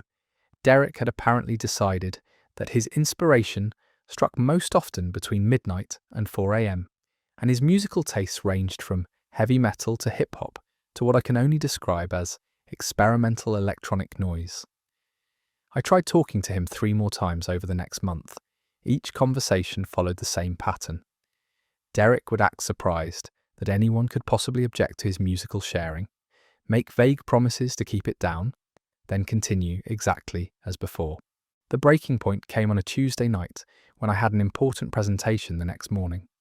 I'd been working late to prepare, and I really needed to get some sleep before facing a room full of potential investors. At 2:30 a.m, Derek's sound system fired up with what sounded like a mariachi band being fed through a blender. I called the non-emergency police line, and they said they'd send someone out to check on the noise complaint. An officer showed up around 3:15 a.m, and I watched from my window as Derek answered the door. The music got turned down, the officer left, and within 10 minutes, it was back to full volume. That's when I decided to educate myself about local noise ordinances and complaint procedures. I spent the next day researching my city's noise regulations, and what I found was fascinating. Not only did we have specific quiet hours between 10 p.m. and 7 a.m, but there were escalating penalties for repeat violations. First offence was a warning, second offence was a $150 fine, third offence was $300, and it kept doubling from there. But here's the really interesting part. Complaints had to be documented and filed through the city's 311 system to create an official record. Phone calls to police were noted, but didn't automatically generate the paper trail needed for escalating penalties. I downloaded the 311 app and started filing noise complaints every single time Derek decided to share his musical inspiration with the neighbourhood. I also started documenting everything with timestamps, recording short audio clips on my phone, and even taking photos of my sound level meter showing decibel readings that exceeded city limits. Within 2 weeks, I had filed 14 separate noise complaints through the official system. I also discovered that several other neighbours had been complaining about Derek through unofficial channels, and I encouraged them to start using the 311 system as well. The response was swift and systematic. Derek received his first official warning after complaint number 3. His second warning came after complaint number 7. By complaint number 10, he was getting fined. But Derek was apparently a slow learner. Even with fines piling up, he continued his late-night concerts. That's when I discovered another useful provision in the city code. Property owners could be held responsible for repeated nuisance violations by their tenants. I did some research and found out that Derek was renting his house from a property management company. I started copying the landlord on all my noise complaints and including information about how the violations could affect their rental license. Derek's landlord was not amused by the situation. Apparently, the city had contacted them about the mounting fines and warned that continued violations could result in additional penalties for the property owner. 3 weeks later, Derek got an eviction notice. I watched from my kitchen window as he loaded his sound system into a moving truck, muttering angrily about uptight neighbours who didn't appreciate good music. The house sat empty for 2 months before new tenants moved in. A nice family with 2 young kids who go to bed at reasonable hours and seem to understand that sound travels through walls. I still have the 311 app on my phone, but I haven't needed to use it since Derek moved out. Sometimes the most effective way to deal with someone who won't respect common courtesy is to let them deal with the official consequences of their choices. That story hits perfectly because Derek genuinely thought his musical preferences were more important than everyone else's sleep. The systematic approach Ben took with documenting every violation is beautiful. When people won't respond to polite requests, sometimes you have to let the city's fine structure do the talking for you. Now let's talk about workplace dynamics and the art of patience. My IT manager thought my coding skills were a joke, so I let the server crash teach him about backup systems. I'm Zara, and I work as a junior developer at a mid-sized marketing firm. When I started this job 18 months ago, I was excited to learn and contribute to the team. What I didn't expect was to work under Bradley, an IT manager who seemed to think that anyone under 30 couldn't possibly understand real technology. Bradley had been with the company for 15 years and clearly felt threatened by anyone with updated skills or fresh ideas. From my first week, he made it obvious that he considered me a diversity hire who was just there to check boxes rather than contribute meaningful work. During team meetings, Bradley would consistently dismiss my suggestions or redirect credit for my solutions to male colleagues. When I'd propose modern approaches to system architecture or suggest updating our legacy code, he'd roll his eyes and make comments about how kids these days want to reinvent everything that already works fine. The real problem started when I noticed serious vulnerabilities in our server infrastructure. Our backup systems were outdated, we had single points of failure throughout our network, and our disaster recovery protocols were basically non-existent. I spent my own time documenting these issues and developing solutions. When I presented my findings to Bradley, his response was condescending and dismissive. Zara, I appreciate your enthusiasm, but I've been managing IT systems since before you could spell computer. Our infrastructure has worked fine for 15 years. If it ain't broke, don't fix it. I tried explaining that just because something hasn't failed yet doesn't mean it won't fail catastrophically when we least expect it. Bradley, I've identified at least 6 critical vulnerabilities that could take down our entire system. We should at least implement basic redundancy and automated backup procedures. He waved his hand dismissively. That's the kind of overcomplicated nonsense they teach in school that doesn't apply to real-world business operations. We don't need fancy backup systems because we don't have problems. I offered to implement the improvements myself, on my own time, using open-source solutions that wouldn't cost the company anything. Bradley refused permission and told me to focus on my assigned tasks instead of trying to fix problems that didn't exist, so I did exactly what he asked.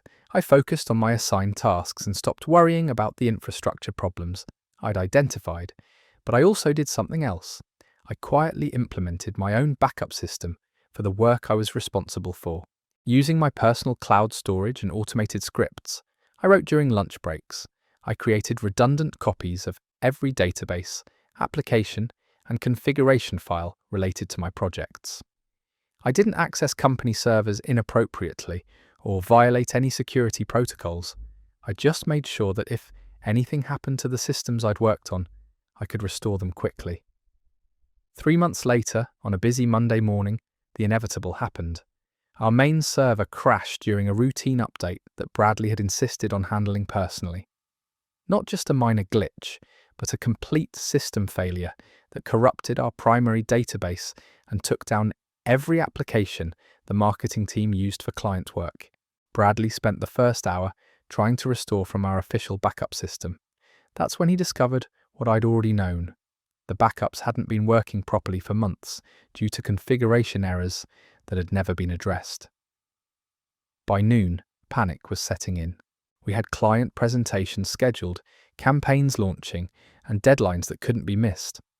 The marketing director was getting calls from angry clients whose projects were inaccessible.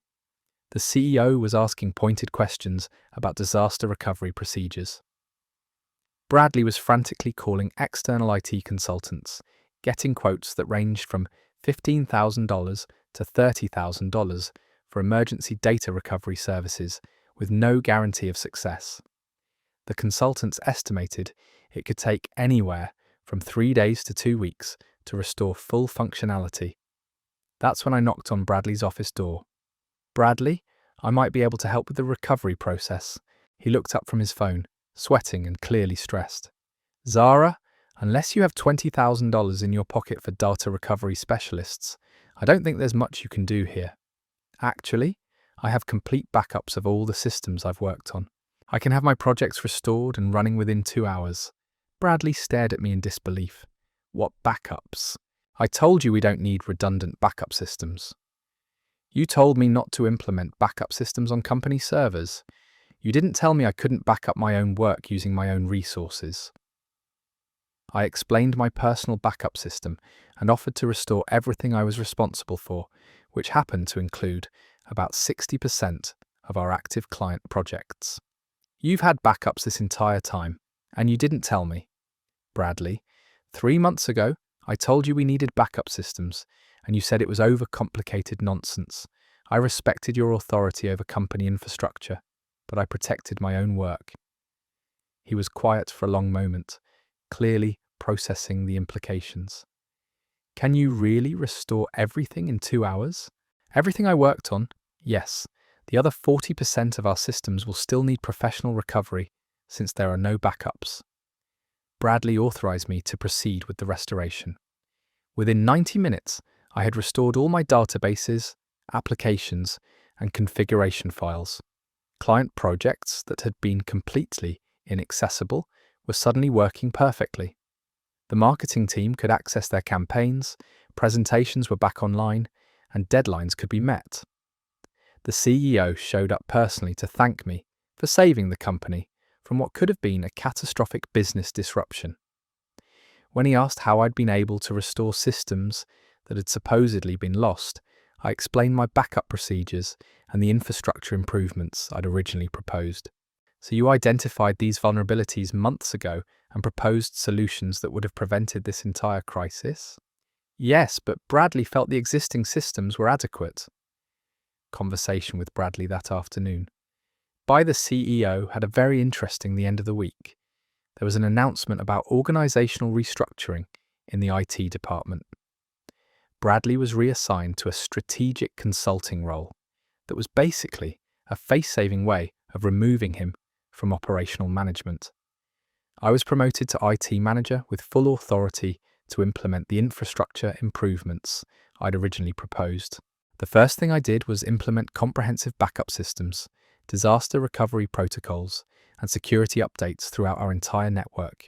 The second thing I did was make sure every team member's suggestions were evaluated on merit rather than dismissed based on age or tenure. Bradley lasted another month in his consulting role before finding a position at a different company.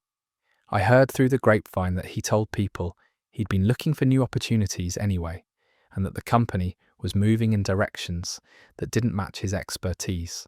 Sometimes the best way to prove your worth is to let someone else's incompetence create the exact crisis you warned them about, then quietly solve the problem they insisted didn't exist. Zara's approach was masterful because she followed Bradley's instructions exactly while protecting herself from his poor decisions. The fact that she saved the company from disaster using the same backup system he'd called overcomplicated nonsense is perfect irony. When managers let their ego override technical expertise, sometimes the only way to prove your point is to let reality do the teaching. Let's move to a story about high school reunions and the danger of assumptions. My ex decided to mock my career at our reunion, but she didn't know I'd actually bought her company. Malik here, and this happened at my 10-year high school reunion, about 2 years ago. I'd been looking forward to catching up with old friends and seeing how everyone's lives had turned out, but I wasn't particularly excited about potentially running into my ex-girlfriend, Vanessa. Vanessa and I had dated junior and senior year, and she'd always been ambitious in that way that sometimes crosses over into ruthless. She was student body president, valedictorian, and had this way of making sure everyone knew how successful she was going to be. When we broke up before college, she made it clear that she was destined for bigger things than our small town could offer. At the reunion, I was having a great time reconnecting with people and sharing stories about the paths our lives had taken.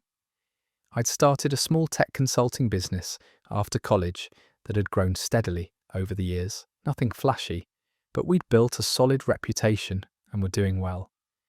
About an hour into the evening, Vanessa made her entrance.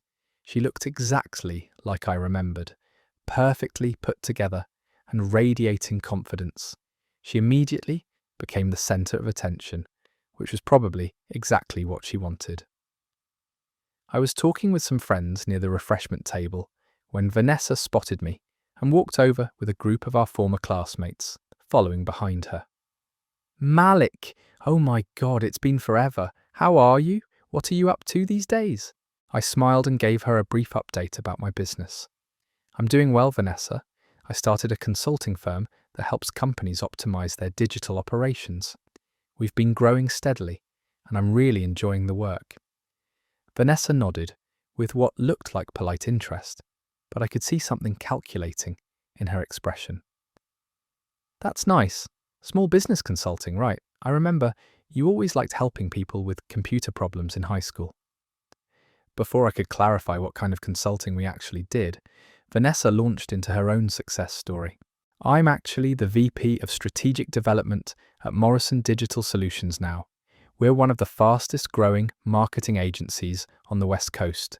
We handle major corporate accounts, Fortune 500 companies, that kind of thing." Several people looked impressed, and Vanessa was clearly enjoying the attention. It's been an incredible journey.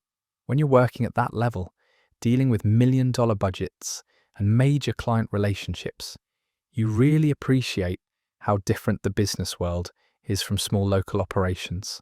She said this while looking directly at me, and the condescension in her tone was unmistakable. Not that there's anything wrong with smaller scale work, of course.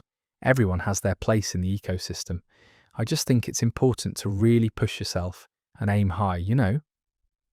One of our former classmates asked her more questions about her company, and Vanessa spent the next 10 minutes detailing her impressive salary, her downtown office, and the high-profile campaign she managed.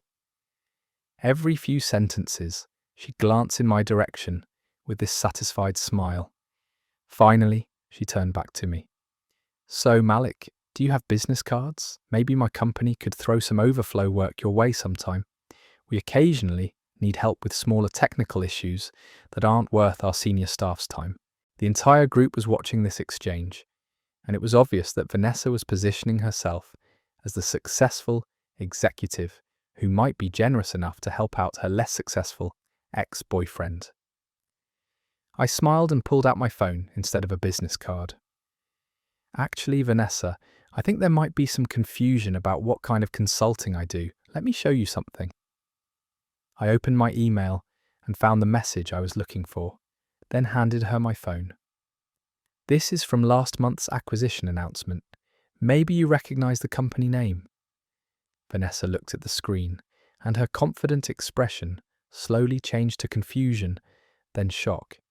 She read it twice before looking back up at me. "You bought Morrison Digital Solutions?"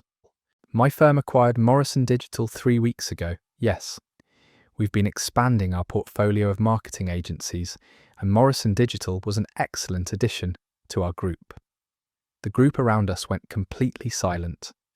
Vanessa was staring at my phone like it might start lying if she looked at it hard enough. But I'm the VP of Strategic Development. How did I not know about this?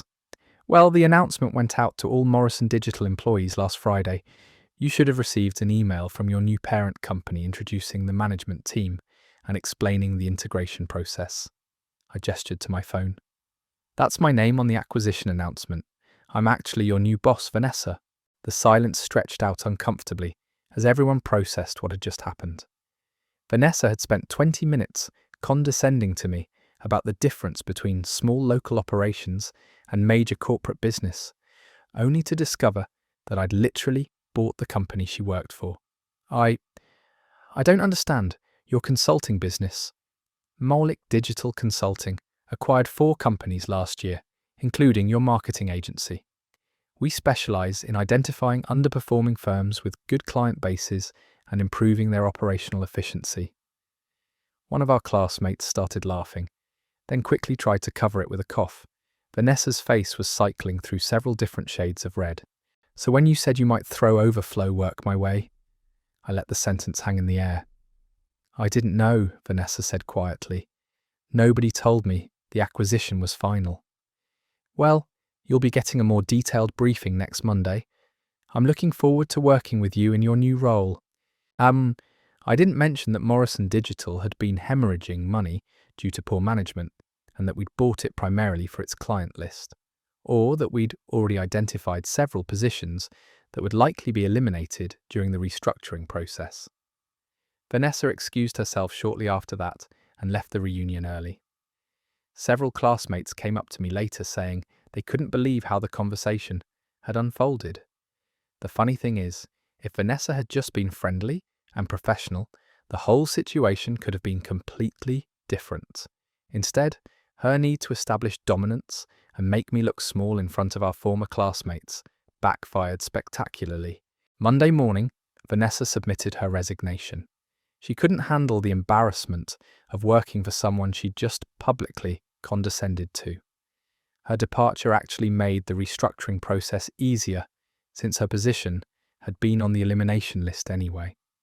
Sometimes the most satisfying revenge is just letting someone create their own humiliation while you stick to the facts. That reversal was absolutely devastating because Vanessa built her entire persona around being more successful than everyone else, especially Malik. The irony of her offering to throw him over flow work when he literally owned her company is chef's kiss perfect.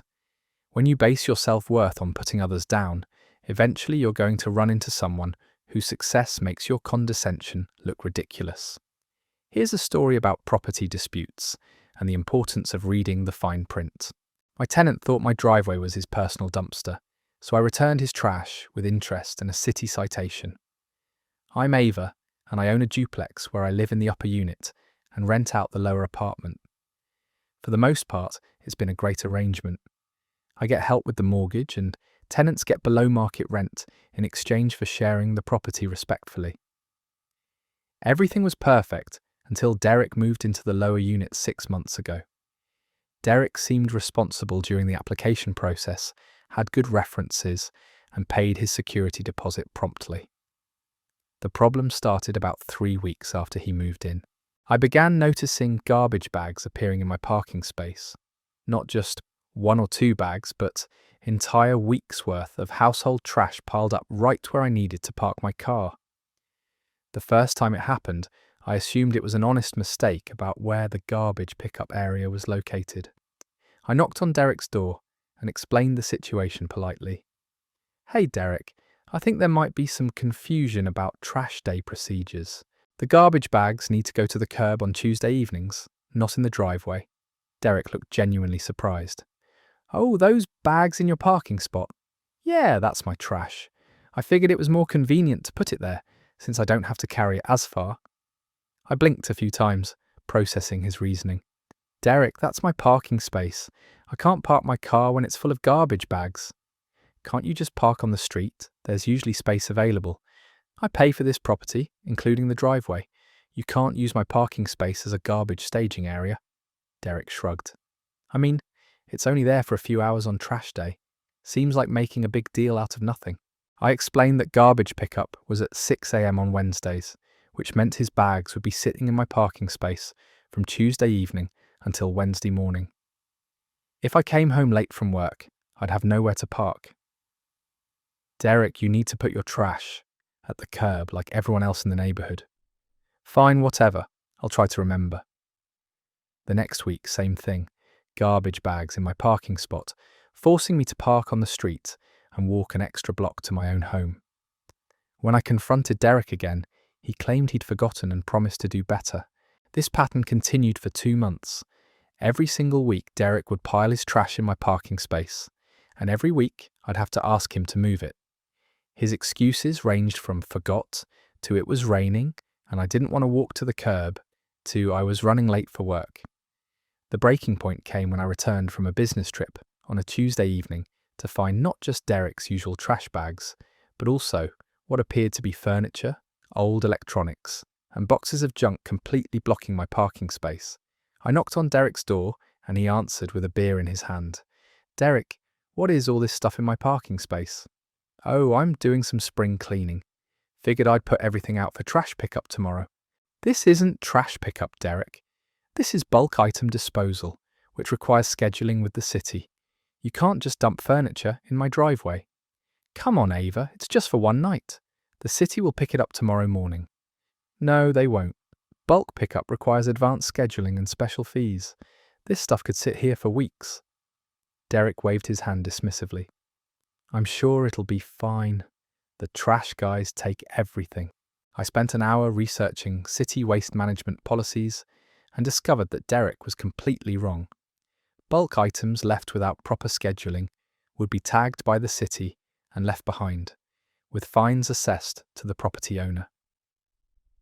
The next morning, Derek's furniture and electronics were still blocking my driveway, exactly as I'd predicted. But there were also bright orange tags from the city attached to each item, citing violations for improper waste disposal. I took photos of everything, including the citation tags, then called Derek. Derek, the city tagged all your stuff for improper disposal. You need to remove it immediately, or they'll fine the property. That's weird. I'll take care of it when I get home from work. When I got home that evening, everything was gone.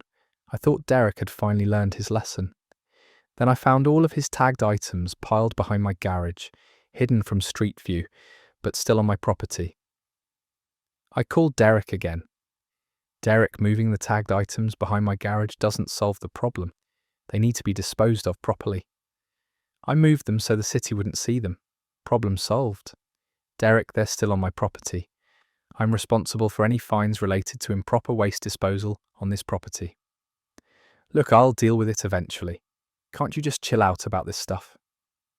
That's when I decided to take a more direct approach to waste management education. I loaded all of Derek's improperly disposed items into my truck and drove them back to his original location, my driveway parking space. But this time, I arranged them more thoughtfully. I stacked the furniture, organized the electronics by size, and even added a handwritten sign that said, Derek's Spring Cleaning Project. Please ask before moving. Then I called the city's waste management violation hotline and reported illegal dumping on my property by my tenant. I explained that I'd repeatedly asked the tenant to dispose of items properly, provided information about bulk pickup procedures, and even offered to help schedule proper disposal. When Derek came home that evening, he found his belongings exactly where he'd originally put them, plus a city inspector taking photographs and writing citations. The inspector explained to Derek that improperly disposed bulk items on rental property resulted in fines for both the tenant and the property owner, but that landlords could recover tenant-related fines through the lease agreement. Derek was issued 3 separate citations totaling $450 for improper bulk disposal, failure to schedule required pickup, and dumping items without permit. The city also required him to hire a licensed disposal company to remove the items within 48 hours or face additional daily fines. Ava, this is insane. You called the city on me. Derek, I spent 2 months asking you to dispose of your trash properly. You told me to chill out about following city regulations. I figured you'd prefer learning about waste management from the professionals. The disposal company Derek had to hire charged him $300 to Hato remove everything that could have been disposed of for free with proper scheduling. Derek also had to pay the city fines, which totaled more than his monthly rent. But the story doesn't end there. The city inspector who'd cited Derek was thorough in his documentation, and he'd noted that this appeared to be part of an ongoing pattern of waste disposal violations at the property. 2 days later, I received a letter from the city's Housing Compliance Department informing me that they'd be conducting a routine inspection of the rental property to ensure all waste management and housing code requirements were being met. Derek panicked when he found out about the upcoming inspection. Apparently, his apartment was not exactly up to the standards that housing inspectors expect to see. He'd been using his living room as additional storage for items he hadn't gotten around to properly disposing of, and his kitchen had some hygiene issues that would definitely catch an inspector's attention. Ava, can you postpone this inspection? I need time to get the place cleaned up. Derek, the city scheduled this inspection based on waste disposal violations you created. I can't postpone an official housing compliance review. He spent the weekend frantically cleaning his apartment and making multiple trips to the actual city dump to dispose of accumulated junk he'd been storing instead of throwing away properly. The inspection went smoothly, but Derek was clearly stressed about having city officials examining his living situation. The inspector noted that the property was well maintained and that any previous waste disposal issues appeared to have been resolved. After the inspector left, Derek approached me with a different attitude than I'd seen before. Ava, I think we got off on the wrong foot with this trash situation. I didn't realise how seriously the city takes waste disposal regulations. Derek, I tried to explain the regulations multiple times. You told me I was making a big deal out of nothing. Yeah, well, I get it now. The fines are expensive, and having inspectors come to your home is stressful. I'll make sure to follow the proper procedures going forward. For the next 2 months, Derek was a model tenant when it came to waste disposal. His trash went to the curb on Tuesday evenings, he scheduled bulk pickups properly, and my parking space remained clear. Then Derek's lease came up for renewal, and he decided not to extend it. He told me he'd found a place with less restrictive waste management policies, which I took to mean an apartment complex where someone else deals with trash violations. His replacement tenant has been fantastic. She follows all waste disposal procedures, keeps her apartment immaculate, and even helped me set up a more efficient trash and recycling system for the whole property. Sometimes the best way to teach someone about following rules is to let them experience the full consequences of ignoring those rules, complete with official documentation and financial penalties. Derek learned that calling the city's bluff about waste management regulations is an expensive way to discover that they're not actually bluffing.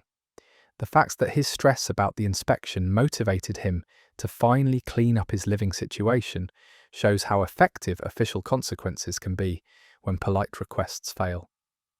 Now let's talk about siblings and the fine art of culinary competition. My brother-in-law mocked my cooking skills, so I let my gourmet meal do the talking. I'm Fiona, and I've been married to my husband James for about 3 years now. For the most part, I get along well with his family, but his younger brother Marcus has always had this need to be the centre of attention and the expert on everything.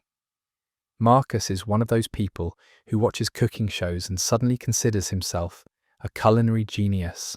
He's constantly critiquing restaurant meals, explaining what the chefs did wrong, and making sure everyone knows about his sophisticated palate and superior cooking knowledge. The situation came to a head during James's birthday dinner last month.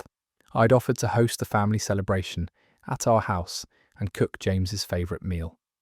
I'd been planning the menu for weeks, sourcing ingredients from specialty shops, and even practicing some of the more complex dishes to make sure everything would be perfect.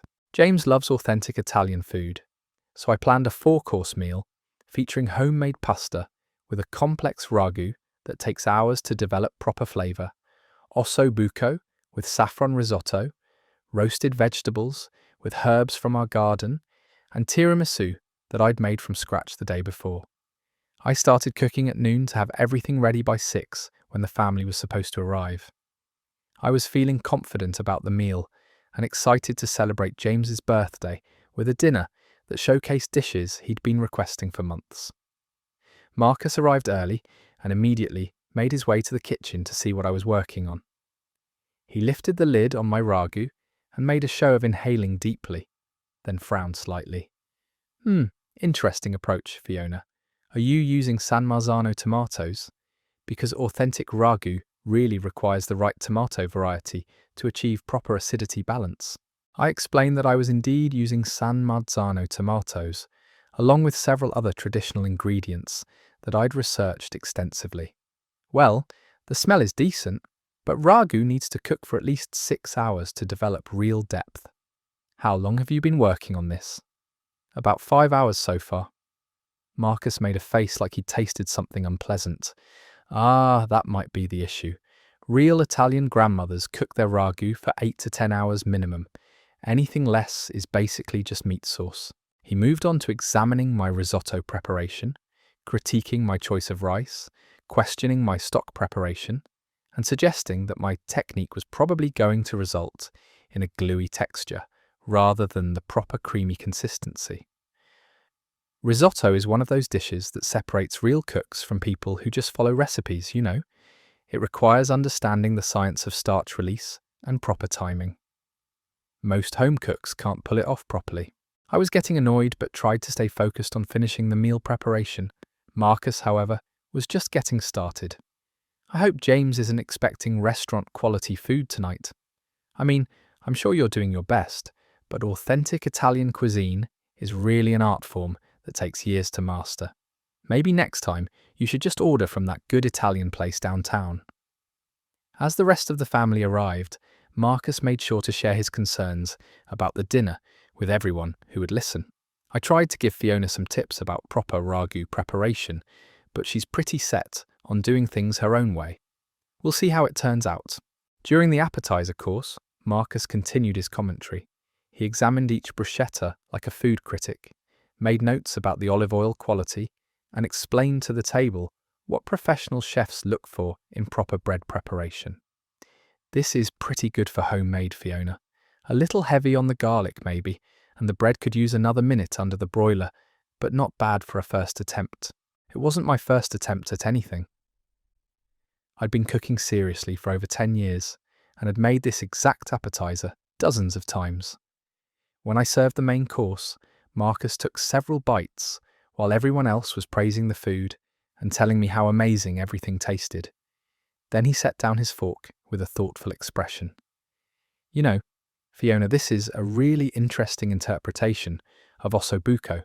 It's definitely more of an American home cooking approach than traditional Milanese style. The meat's a little tough, probably because the braising temperature was too high, and the risotto is definitely on the sticky side. But hey, cooking is all about learning from mistakes, right? The entire table went quiet. James looked mortified. His parents seemed uncomfortable, and I was trying to decide whether to say something or just let Marcus continue embarrassing himself. That's when James's father, who had been quietly enjoying his meal, spoke up. Marcus, I don't know what you're talking about. This is the best ossobuco I've ever had, including the version I ate at that expensive Italian place in San Francisco last month. The meat is falling off the bone, and this risotto is perfectly creamy. James's mother nodded enthusiastically. Fiona, you've outdone yourself. Everything is absolutely delicious. I don't know how you managed to get so much flavour into that ragu. Other family members started chiming in with compliments about each dish, asking for recipes and praising the complexity of flavours they were experiencing. Marcus sat there, looking increasingly uncomfortable, as everyone contradicted his negative assessment. Well, I mean, taste is subjective, he said defensively. I just have a more educated palate from all the cooking shows and food magazines I follow. James's aunt, who runs a catering business, put down her fork and looked directly at Marcus. Marcus, I don't know what cooking shows you've been watching, but this meal is restaurant quality. The technique is flawless, the flavours are perfectly balanced, and the presentation is beautiful. Fiona clearly knows what she's doing in the kitchen. Marcus tried to backtrack. I didn't say it was bad, just that it could use some refinements. I was trying to be helpful with constructive criticism.